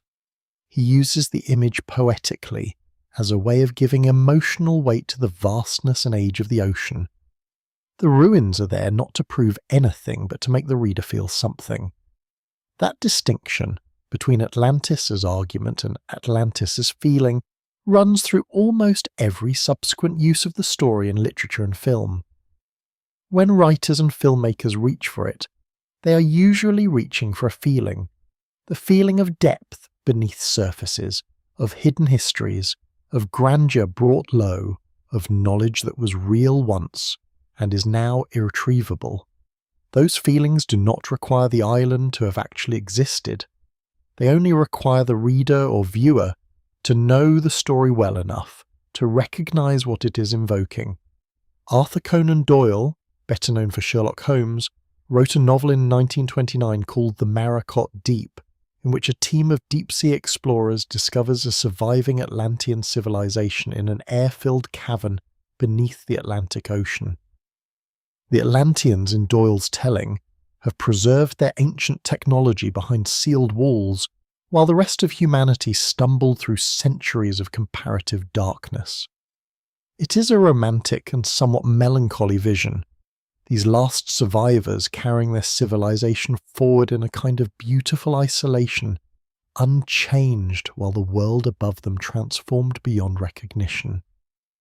Doyle was in the final years of his life when he wrote it, and there is something in the novel's atmosphere that reads like a meditation on what it means to outlast your own time, to hold on to something the world has stopped valuing. The 20th century brought Atlantis to cinema, and it is in film that the story perhaps reached its widest audience, though often in forms that Plato would have found bewildering. The 1961 film Atlantis, the Lost Continent, directed by George Pal, presented a spectacular, if dramatically uneven, vision of the island in its final days, with elaborate sets and a storyline that folded in science fiction elements death rays, genetic experiments, political conspiracy that owed very little to the original dialogues and a great deal to the anxieties of the Cold War era. The film was made during a period when the idea of civilizations capable of destroying themselves with their own technology was not merely an ancient myth but a daily geopolitical reality, and it is not difficult to see in its imagery a displaced anxiety about nuclear capability and the fragility of sophisticated societies. That same displacement, using the ancient story as a container for contemporary fears, appears in other mid-century treatments of the theme. The idea that a civilization could build something powerful enough to end itself had a particular resonance in the decades following the Second World War, and Atlantis provided a mythological framework that was old enough to feel safely distant but structurally close enough to feel relevant. Writers and filmmakers could explore themes of civilizational overreach without making the concerns too pointed or too literal. The metaphor gave them cover, and the cover allowed audiences to receive ideas they might otherwise have found uncomfortable. Disney's animated film Atlantis: The Lost Empire, released in 2001, represents a significant moment in the story's popular cultural life, not because it is particularly faithful to Plato, but because of the scale of its reach. The film, directed by Gary Trousdale and Kirk Wise, brought the story to a generation of children who would not yet have encountered the original dialogues, and it shaped the visual vocabulary many of them would carry forward when they did eventually come to the older material. The film imagines Atlantis as a still-functioning civilization, hidden deep beneath the ocean, governed by an ancient crystal energy source, and encountered by a young linguist named Milo Thatch in the year 1914. It is a work of vivid and affectionate invention rather than historical reconstruction, and it draws as much from the aesthetics of Art Nouveau and the adventure serials of the early 20th century as it does from anything in ancient literature. But it gave millions of viewers a set of images: the glowing crystal, the ringed city descending into the water, the surviving Atlanteans with their bioluminescent markings, that became part of the shared cultural shorthand for what Atlantis looked like. That is not a small thing. Visual shorthand shapes imagination, and imagination shapes what questions people think to ask. In literature, the 20th century produced a remarkable range of Atlantis-influenced work that spans a wide arc of seriousness and intent. Robert E. Howard, the American author who created the character Conan the Barbarian in the early 30s, built an entire prehistoric chronology called the Hyborian Age that placed a version of Atlantis at the beginning of its timeline. Howard's Atlantis was a barbarian kingdom rather than a sophisticated civilization, destroyed in a great cataclysm and leaving its survivors to begin human history again from a primitive state. Howard published his fictional chronology as a working document for himself in 1932, and it was eventually published as the Hyborian Age, a piece of world-building that showed how completely the Atlantis story had penetrated the raw material available to popular fiction writers of that era. C.S. Lewis engaged with Atlantis more obliquely, but arguably more profoundly, in his novel That Hideous Strength, published in 1945, and in the wider cosmological framework of his space trilogy. Lewis drew on the Atlantis tradition, filtered partly through his friend J.R.R. Tolkien's related mythology, to explore themes of ancient knowledge, corrupted power, and the cost of choosing technical mastery over spiritual wisdom. Tolkien's own Legendarium, which he developed across decades, and which was published posthumously in works like The Silmarillion in 1977, contains a myth called the Downfall of Numenor that mirrors the Atlantis story with extraordinary structural precision. A great island civilization, technologically and culturally advanced, corrupted by the desire for immortality and power, swallowed by the sea at the moment of its greatest transgression. Tolkien was a scholar of ancient and medieval literature at the University of Oxford, and he acknowledged the parallel explicitly, referring in his private letters to Numenor as his Atlantis haunting. noting that he had carried a recurring dream of a great wave consuming a green land for much of his life, and had eventually folded that dream into his mythology. The Noumena story became one of the emotional and moral cores of his entire invented world, which means that Plato's island is, in some traceable way, embedded in the foundations of one of the most widely read and beloved mythologies of the 20th century. It appears in music too, in ways that are sometimes explicit and sometimes barely conscious. The American singer-songwriter Donovan released a song simply called Atlantis in 1968, which became an unexpected international hit, its spoken word opening narrating the story of a continent that sank beneath the waves before breaking into a melody that carried the image into living rooms and transistor radios across the English-speaking world. Donovan's Atlantis was part myth, part counterculture dream, reaching for the story's associations with lost wisdom and alternative ways of living that felt particularly urgent to a generation questioning the values of industrial society. The song reached number 7 on the American Billboard Hot 100 chart and number 23 in the United Kingdom, which gives some sense of how widely its imagery was received. More recently, the Grammy-winning composer Hans Zimmer drew on deep, oceanic sonic textures for the score of Pirates of the Caribbean and other large-scale adventure films, textures that carry the emotional weight of submerged grandeur without necessarily naming their source.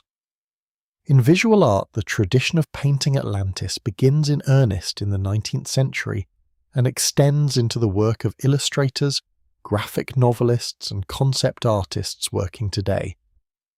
The American painter and sculptor Frederick Leighton, president of the Royal Academy from 1878 to 1896, did not paint Atlantis directly, but his work on classical and mythological themes helped establish a visual vocabulary of marble, light, and human dignity that many later depictions of the sunken city would draw upon.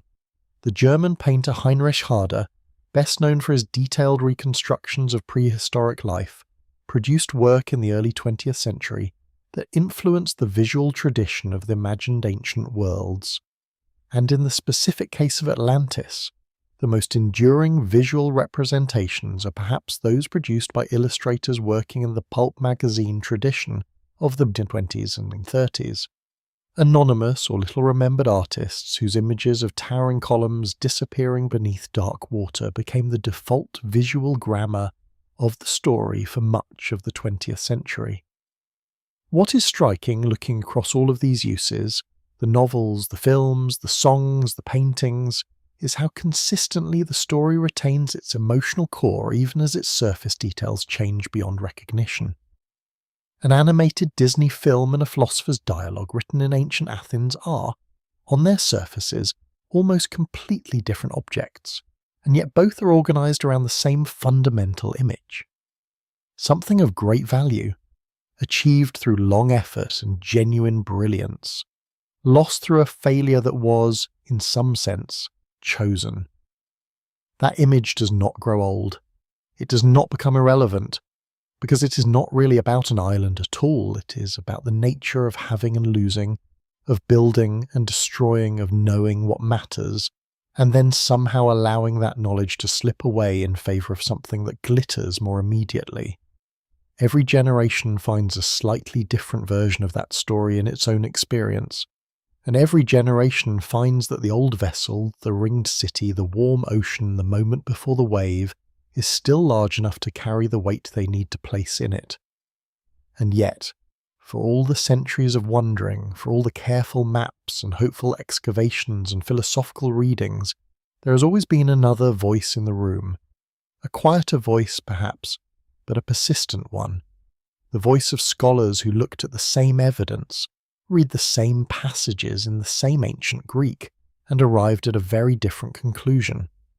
Not that Atlantis was somewhere unexpected, not that it was a metaphor pointing toward a different truth, but that the entire edifice of the story rested on a foundation that simply could not bear the weight that had been placed upon it.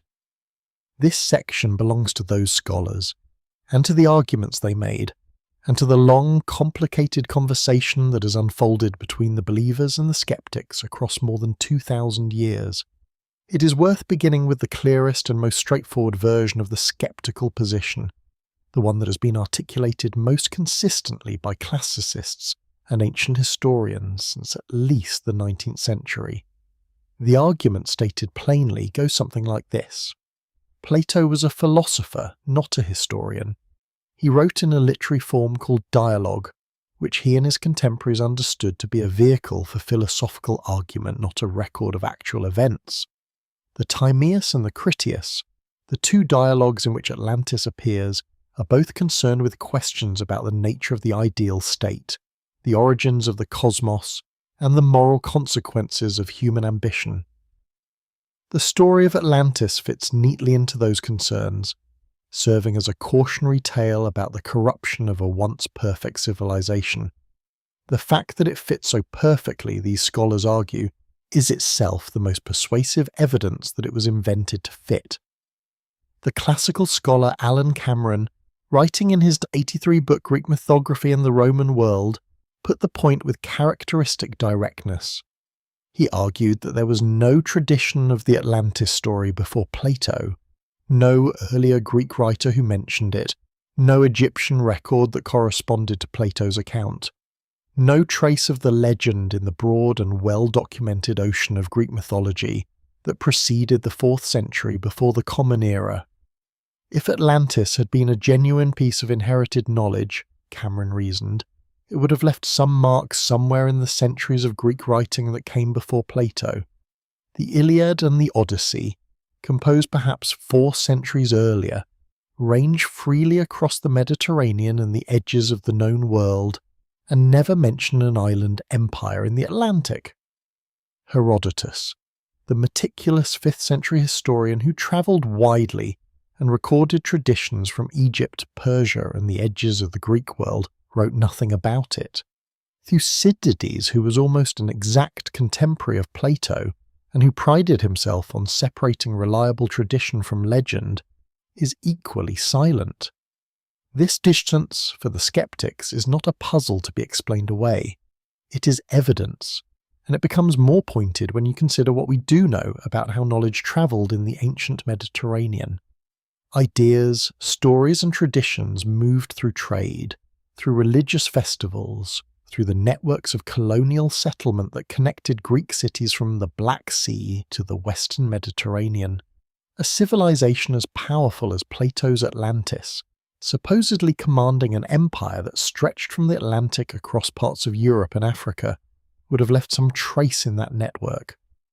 The absence of any such trace before the Timaeus suggests to the skeptics that the trace does not exist because the civilization did not exist. The Egyptologist John Fagan, along with a number of other scholars who have examined the claim that Egyptian priests at Sais preserved the memory of Atlantis, has raised a related set of objections. In Plato's account, the Athenian statesman Solon travels to Egypt around 590 before the Common Era and receives the story from priests at the temple complex at Sais, who tell him that Egyptian records preserved knowledge of events going back 9,000 years before their own time. But when modern scholars have examined the actual surviving records from Sais, and from Egyptian temples more broadly, they have found no reference to Atlantis, no record of a war between Athens and a Western empire, nothing that corresponds to the specific claims Plato attributes to the Egyptian priests. The Egyptian records that survive from that period are extensive. They include lists of foreign peoples and places, accounts of military campaigns, diplomatic correspondence, and religious texts that touch on cosmological questions not entirely unlike those Plato was exploring. The absence of any Atlantis material in any of this is for the skeptics, very difficult to explain if the story were genuinely rooted in Egyptian oral tradition. There is also the question of chronology, which has troubled careful readers of the Timaeus since antiquity. The priests at Sais tell Solon that Athens itself is 9,000 years old, that it existed as a great city 9,000 years before Solon's visit in the 6th century, before the Common Era. That would place the founding of Athens around 9,500 years before the present day, which is to say somewhere around 7,500 before the Common Era. But the archaeological evidence for human settlement in Athens begins much later than that. The earliest substantial evidence for settlement on the Acropolis and its surrounding slopes dates to roughly the 3rd millennium before the Common Era, with more elaborate urban organisation developing in the 2nd millennium. There is simply no archaeological trace of the sophisticated, lawful, proto-philosophical Athens that Plato describes existing in the 10th millennium before the Common Era, not in Athens, not anywhere in the Aegean world. The philosopher and classicist Luc Brisson, whose extensive scholarly work on Plato's mythological narratives was published in French in 1994 and translated into English as Plato the Myth Maker in 1998, developed one of the most careful and nuanced versions of the skeptical argument. Brisson did not simply say that Atlantis was a lie or a fabrication in any dismissive sense. He argued that Plato was working within a long Greek tradition of using invented stories, what the Greeks called mythos as distinct from logos, as philosophical tools. On this reading, Plato was entirely aware that the story of Atlantis was a constructed narrative, and his ancient readers would have understood it as such. The elaborate framing device, the chain of transmission from Egyptian priest to Solon to Critias's grandfather to Critias himself, was not meant to guarantee the story's historical reality. It was a literary convention that signalled to educated readers that what followed was a philosophical myth, a vehicle for exploring ideas rather than a report of facts. Brisson drew comparisons to other myths that Plato used in a similar way. The myth of in the Republic, in which a soldier named dies in battle, travels to the underworld and returns to describe what he witnessed, giving Plato a framework for discussing the soul and the nature of justice. The myth of the cicadas in the Phaedrus, the creation myth in the Timaeus itself, which immediately precedes the Atlantis material, and which describes the formation of the cosmos in terms no ancient reader could have taken as literal natural history. In each case, Plato uses a story to do philosophical work that abstract argument alone could not do as vividly or as memorably. Atlantis, on this reading, is the political and ethical complement to the cosmological myth of the Timaeus. Together they frame Plato's vision of an ordered cosmos and a well-ordered society, and the destruction of Atlantis serves as the negative image that makes the positive ideal more legible.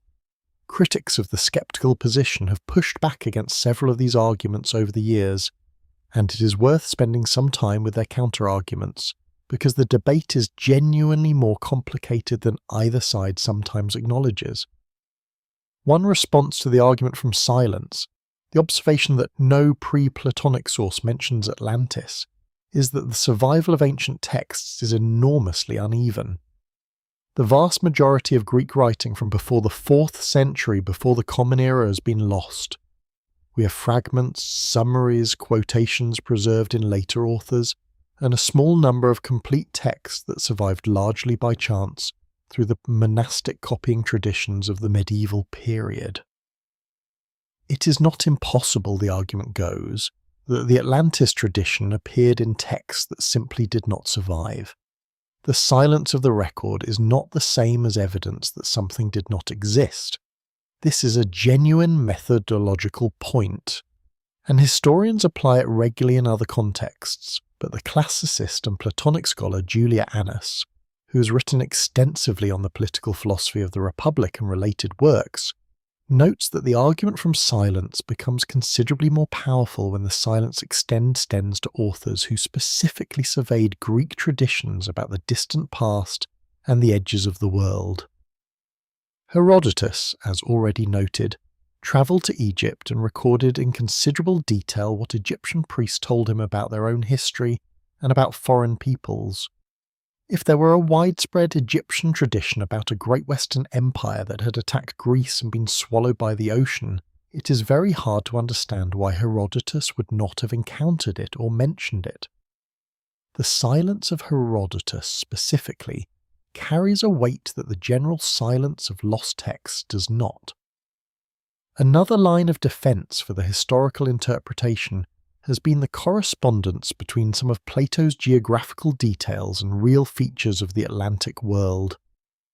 Proponents of the Minoan or other Mediterranean hypotheses have argued that even if the story was elaborated or embellished, it might preserve a kernel of genuine memory, an oral tradition, stretched and distorted across centuries of retelling, that contained some real geographical or historical information. The geologist and writer John Craft, working in the 1970s and 80s at sites in Greece and Turkey, demonstrated that geological and coastal change in the Aegean region over the past several thousand years has been dramatic enough to have erased entire harbour towns and transformed coastlines almost beyond recognition. If landscapes that existed within historical memory could change so completely, the argument runs, then it is not inherently implausible that a large and destructive geological event somewhere in the Bronze Age Mediterranean might have generated the kind of fragmented, exaggerated oral memory that eventually reached Plato in a form he could use. Skeptics find this argument unconvincing for a specific reason. It essentially asks that we strip away the specific concrete details of Plato's account, the location in the Atlantic, the 9,000-year chronology, the size of the island, the precise architectural and military descriptions, and replace them with a much vaguer and more generalized idea of a catastrophe that happened somewhere, at some point, and was somehow remembered in a distorted form. But once you have removed all the specific details, what remains is simply the bare fact of a natural disaster, which is neither unusual nor surprising in the geological history of the Mediterranean. The argument, in other words, requires you to discard most of what Plato actually wrote in order to make the story compatible with the evidence, which is a rather peculiar way to defend the historical reality of the story. The philosopher and historian of ancient philosophy Gregory Vlastos, whose work on Plato spanned several decades of the mid-20th century, and whose essays collected in Platonic studies remain an important reference point, made a related observation about the internal structure of the Atlantis narrative. He noted that the story is, in its literary construction, almost suspiciously perfect as a moral fable. Every detail serves the philosophical argument. The Atlanteans begin as a noble, near-divine people and degenerate gradually as their divine heritage is diluted by human, and as prosperity softens their virtue. Their final state, warlike, greedy, architecturally magnificent, spiritually hollow, is the mirror image of the ideal Athens that Plato describes in the same dialogues. The symmetry is too neat, too purposeful to look like a transmitted memory of actual events. It looks like what it is, which is careful philosophical construction. And then there is the matter of the Critias itself, which Plato left unfinished. The dialogue breaks off mid-sentence, at the point where the gods are about to pass judgment on the Atlanteans. Scholars have puzzled over this incompleteness for centuries. One interpretation, favoured by those who read Atlantis as straightforward literary invention, is that Plato simply lost interest in the project, or found that the narrative had served its philosophical purpose adequately in the Timaeus, and that continuing the Critias was not pressing. Another interpretation, sometimes offered by those who lean toward a historical reading, is that Plato had more material than he had received or could reconstruct, and that the incompleteness reflects genuine uncertainty in his sources. But neither interpretation resolves the deeper question, and the unfinished state of the Critias itself stands as a small, quiet reminder that even Plato, if he knew the full story, chose not to tell all of it, or could not. What the scholarly debate ultimately reveals, when you spread it out and look at it from some distance, is not a clean victory for either side, but a genuinely unresolved question that sits at the intersection of several different disciplines. Classical scholars, ancient historians, Archaeologists, geologists, and philosophers of science have all contributed to the conversation, and they have not always been speaking the same language or asking the same questions. The classicists are largely convinced that Plato invented the story as a philosophical tool, and they have strong arguments on their side. The geologists and archaeologists who have looked for physical correlates are divided, with some finding suggestive evidence in the geological record, and others finding the correspondences too vague to be meaningful. The historians of ideas are interested in the story's cultural life regardless of its origins, and they tend to be the least invested in the question of whether a real place is at the bottom of it. What seems fair to say, speaking carefully and without claiming more than the evidence supports, is this: there is no physical evidence, no independent textual evidence, and no archaeological evidence that corroborates the specific claims Plato makes about Atlantis. There is a great deal of evidence that Plato worked in a tradition that used invented narratives for philosophical purposes, and there are strong reasons to read the Atlantis material as belonging to that tradition. At the same time, the Mediterranean world of the Late Bronze Age was genuinely marked by catastrophe. Volcanic eruptions, earthquakes, the collapse of palace civilizations, the burning of great cities, and the memory of that catastrophe does appear to have circulated in Greek oral tradition in fragmented and exaggerated forms. Whether any of that catastrophic memory found its way into Plato's story is genuinely uncertain. An honest scholarship requires sitting with that uncertainty rather than resolving it prematurely in either direction. The conversation continues, as it has always continued, quietly and without resolution, in the footnotes of academic papers, in the careful qualifications of field reports, and in the long, slow accumulation of evidence that archaeology and geology deposit on the scales of interpretation year by year and season by season.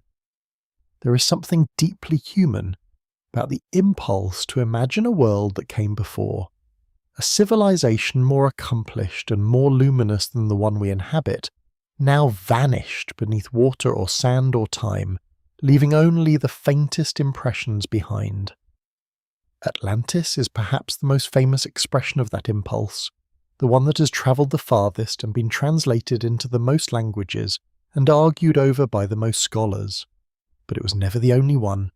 Across cultures that had no contact with Greece and no access to Plato's dialogues, stories of sunken cities and drowned worlds and lost golden ages surfaced independently, shaped by different geographies and different religious traditions, but animated by a strikingly similar emotional core. Sitting with those parallel stories for a while, turning them over gently and letting their details come into focus, opens up a different kind of question about Atlantis, one that is less about the mechanics of whether a particular island sank, and more about what it means that so many human communities, separated by oceans and centuries, kept arriving at the same essential myth. The comparison is not always made carefully. There is a version of this conversation that moves too quickly, collapsing every flood myth and every legend of a submerged city into a single undifferentiated category, and then using that category as evidence that something real must have happened to generate all of them. That argument deserves to be treated with care, because the existence of widespread flood myths does not automatically prove a common origin event any more than the widespread existence of creation myths proves that all cultures witness the same creation. Human beings live near water, coastlines flood, rivers overflow, the sea in every part of the world is capable of consuming land that people once walked on. The raw material for stories about loss and submersion is simply everywhere, and it would be more surprising if cultures around the world had not developed such stories independently. But the more careful and more rewarding version of the comparison does not try to prove a shared origin. It asks instead what these stories share thematically, what needs they seem to answer, and whether placing Atlantis among them helps clarify something about what Plato was drawing on and what his audiences would have recognized. That version of the conversation is genuinely illuminating. Begin with the Indian tradition, and with a legend that is in some ways the closest structural parallel to Atlantis anywhere in world mythology. The ancient Tamil literary tradition preserves accounts of a land called Kumari Kandam, sometimes rendered as Kumarakantam, a vast southern continent said to have existed south of the Indian subcontinent before being swallowed by the sea. The tradition is preserved in texts associated with the Sangam period, a literary era now dated roughly between 300 BC and 300 CE, though scholars debate how much earlier the oral traditions behind those texts may extend.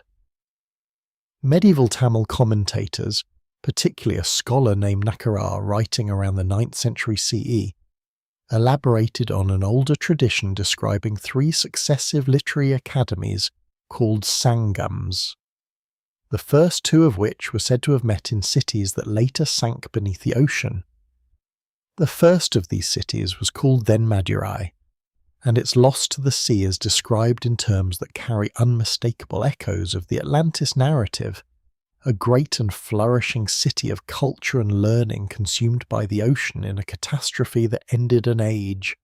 Scholars of Tamil literature have been careful to note that the Kumari Kandam tradition grew and changed across many centuries, and that some of the more elaborate modern versions of it, which describe a continent larger than Australia, with millions of inhabitants and an advanced civilization, are largely 20th century elaborations that do not appear in the classical texts themselves. The 19th and early 20th century saw enormous enthusiasm for the idea of a lost continent in the Indian Ocean, partly influenced by the geological hypothesis of Lemuria, a proposed landmass once thought by some Victorian-era scientists to explain the distribution of lemur fossils across Africa, Madagascar and India.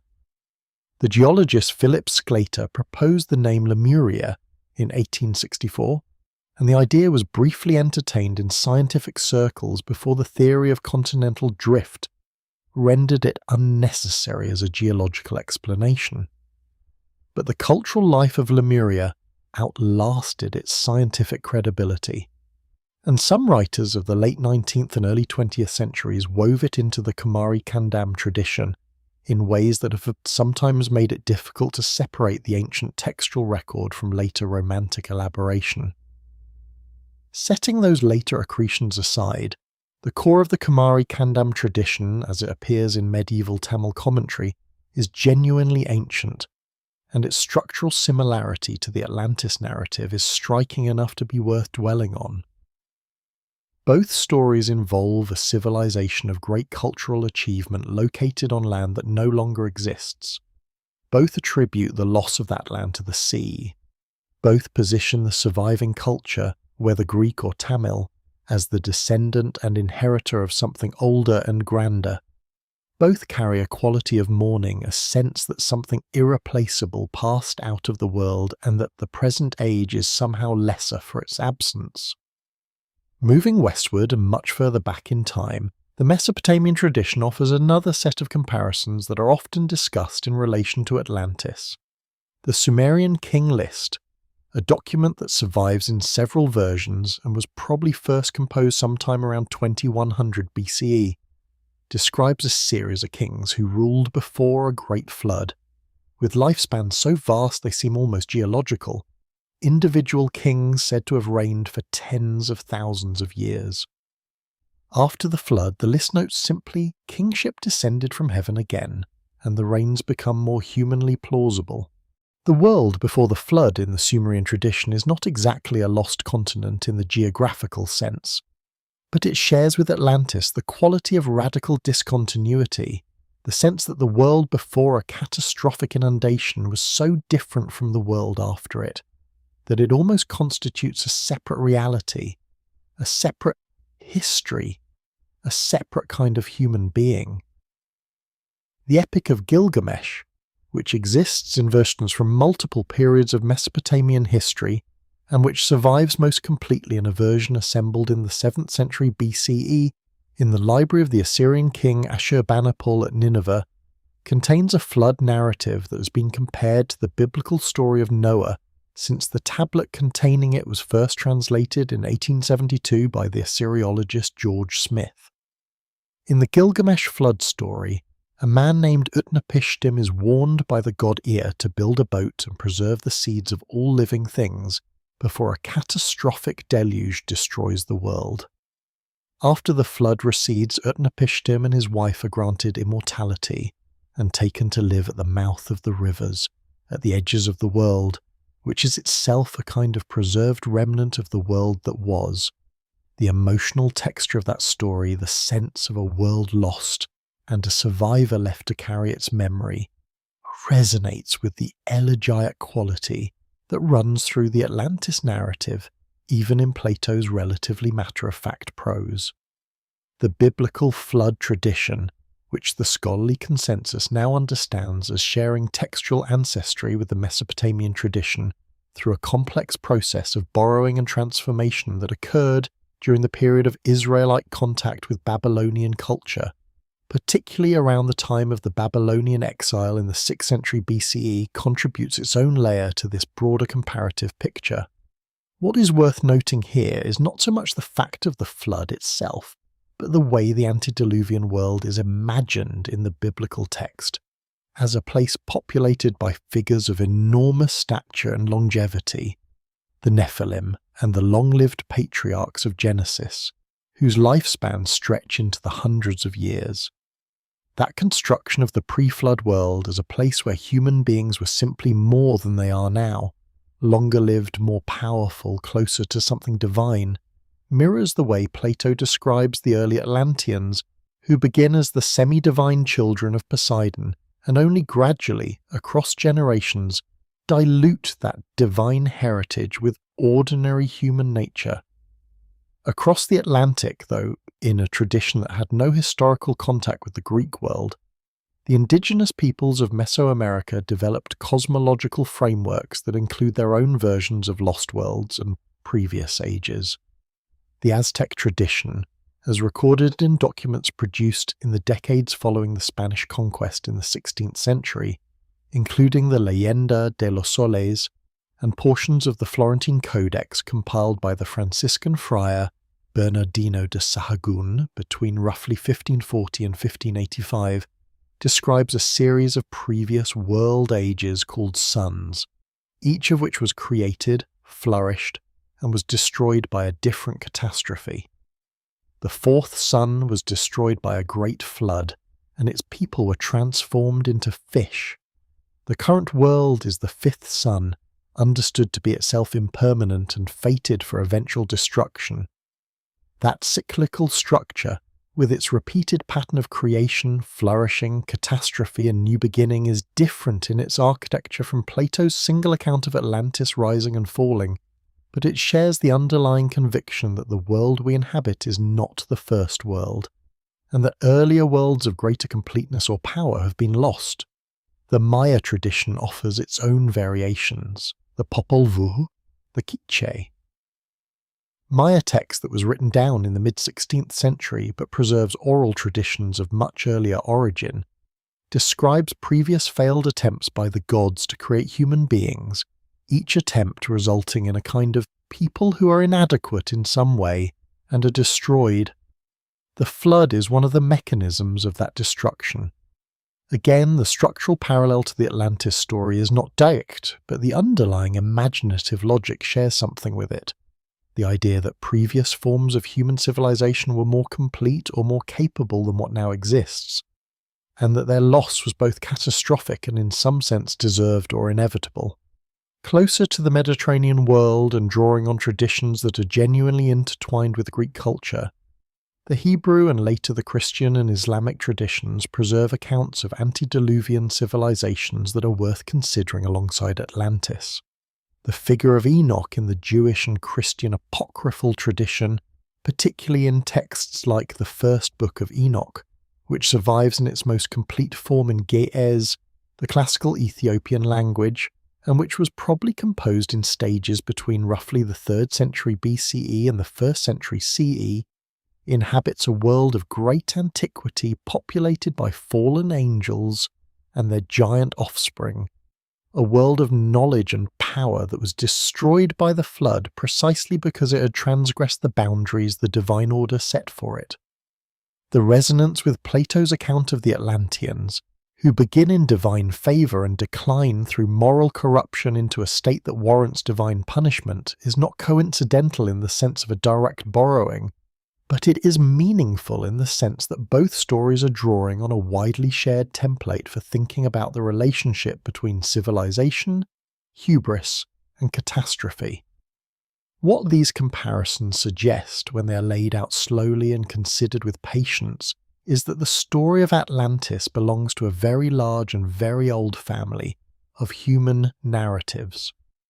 Plato did not invent the emotional grammar of that story. He gave it a specific geography, a specific date, a specific political texture shaped by his own philosophical concerns, and he placed it within a dialogue that served his purposes as a thinker and a teacher. But the underlying structure, the great civilization that was more than ours, the catastrophe that erased it, the haunting sense of a world irretrievably lost, that structure he inherited from a tradition that was already old when he wrote. And that tradition itself was already global in a way that had nothing to do with cultural contact and everything to do with the shared conditions of human life on a planet where the sea is always capable of taking back what the land once held. The scholar who has perhaps done the most to map this comparative landscape with care and precision is the folklorist and comparative mythologist Alan Dundes, whose work on flood myths in the 80s and 90s traced their distribution across cultures and identified the recurring structural elements that they share. Dundes was cautious about drawing any single conclusion from that distribution, noting that the ubiquity of flood myths is consistent both with the diffusionist theory, in which a common origin event generated a common story that spread across cultures, and with an independent invention theory, in which the raw material of flooding simply generated similar stories in multiple places without any connection between them. He did not resolve that question, and he was honest about why it resists resolution. But the mapping itself, the careful laying out of what these stories share and where they diverge, remains valuable precisely because it situates Atlantis within a human conversation that is far wider and far older than Plato's Athens.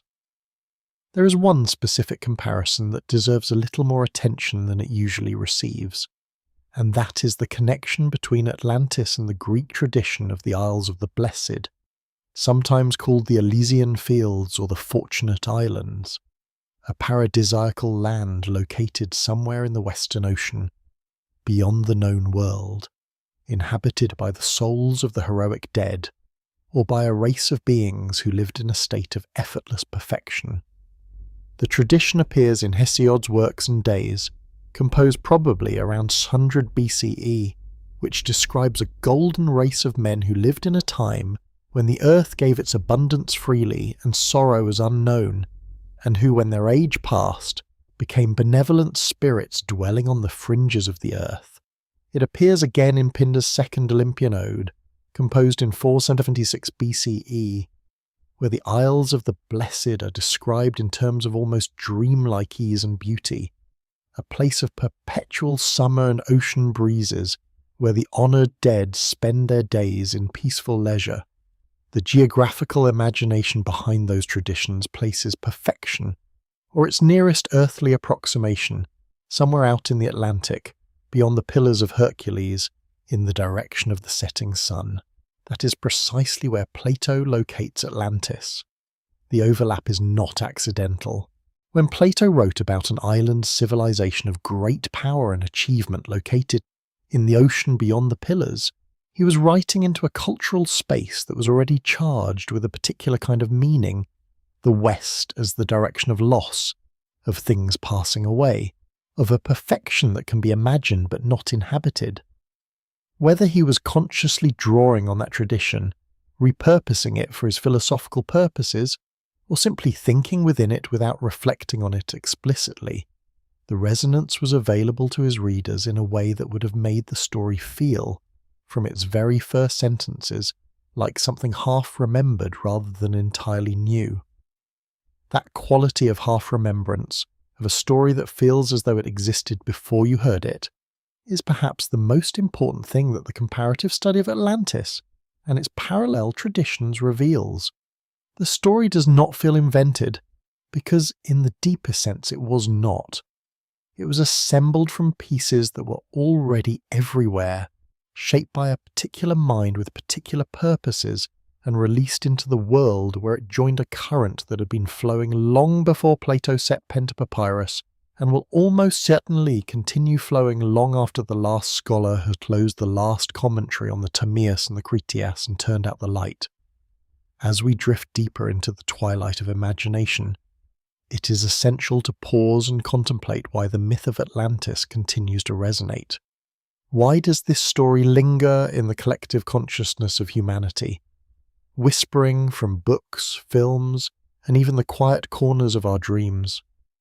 The soul of Atlantis, with its grandeur and ultimately tragic fate, captivates. Perhaps it is the allure of a lost world, an ancient echo reminding us of our deep-seated desires for knowledge, belonging, and an understanding of our place in the cosmos. The inspiration behind this enduring fascination no doubt stems from Plato's vivid descriptions of an advanced, harmonious society, one that sought wisdom, justice, and unity. Situated beyond the Pillars of Hercules, Atlantis was described as a land of splendid architecture, lush landscapes, and a civilization thriving under the gaze of the gods. It was the embodiment of the ideal civilization, a stark contrast to the pervasive discord of Plato's contemporaneous world. Through Atlantis, Plato offered not merely a tale of destruction, but a mirror reflecting the potential and pitfalls of humanity. Yet the charm of Atlantis extends beyond its initial portrayal in Plato's dialogues. Over centuries, the legend has transformed, woven into the fabric of various cultures. The Renaissance saw a renewed interest in classical antiquity, giving rise to a plethora of interpretations. Thinkers like Francis Bacon and John Dee reimagined the myth as a blueprint for progress and enlightenment. They envisioned Atlantis as an ideal society from which modernity could draw lessons, further cementing its place in our intellectual heritage. The Renaissance period ignited a wave of creativity. Artists and philosophers saw Atlantis not merely as a place but as an idea, a compass pointing toward the culmination of human aspiration. Fast forward to the present, Atlantis has been reinterpreted in countless ways, its essence morphing with the sensibilities of each new generation. Today, its narratives have expanded into the realms of speculative fiction and popular culture. Countless films, books, and songs reference Atlantis, illustrating a world that blends fantasy with the recognizable elements of our geography and history. The animated interpretation in Disney's Atlantis: The Lost Empire offers adventure while subtly reminding viewers of the perils of exploitation and the importance of harmonious coexistence with nature. Such adaptations curate a modern mythos, an enduring saga that remains relevant amid changing values and beliefs. The intrigue surrounding Atlantis also lies in the fear and mysteries it embodies, the uncertainties of its existence and the questions it raises. Was there truly an advanced civilization that disappeared beneath the waves? Human beings are naturally inclined to seek signs. In our quest for truth, we stumble upon geological formations, submerged structures, and even anomalous artifacts, all bearing the weight of mystery. The scientists who search for physical proof of Atlantis uncover places like the Bimini Road, identified through sonar scans in the early 60s. Some suggest these submerged structures could be remnants of a lost civilization. While skeptics caution against the allure of conjecture, such theories invite us to envision the past in a light awash with possibility. Interpretations of Atlantis's fate narrate tales of hubris, warning us of the consequences that arise when a society becomes complacent. The story of Atlantis invites reflection on the precarious nature of civilization. Its downfall serves as a cautionary tale, a mirror reminding humanity that periods of unparalleled advancement can lead to moral degradation. As climate change threatens global stability and resource imbalances continue to create strife, the lessons derived from the story of Atlantis resonate deeply, a somber reminder to protect our world and sustain our moral fibre. But what if Atlantis wasn't a singular place at all? The idea of lost civilization speaks to a broader reality where countless cultures and societies have vanished over time, each with its stories. In the wake of such reflections, one might draw connections to biblical tales of lost cities like Jericho, or recent archaeological discoveries at Göbekli Tepe in Turkey. These findings suggest that while Atlantis as a definitive location may remain obscured in the fog of history, the embodiment of its ethos transcends geographical limitations. In every culture, there exists a yearning for understanding, for connection, and for the simultaneous beauty and struggle of existence. And contemplate, if we may, how the myth influences our collective consciousness.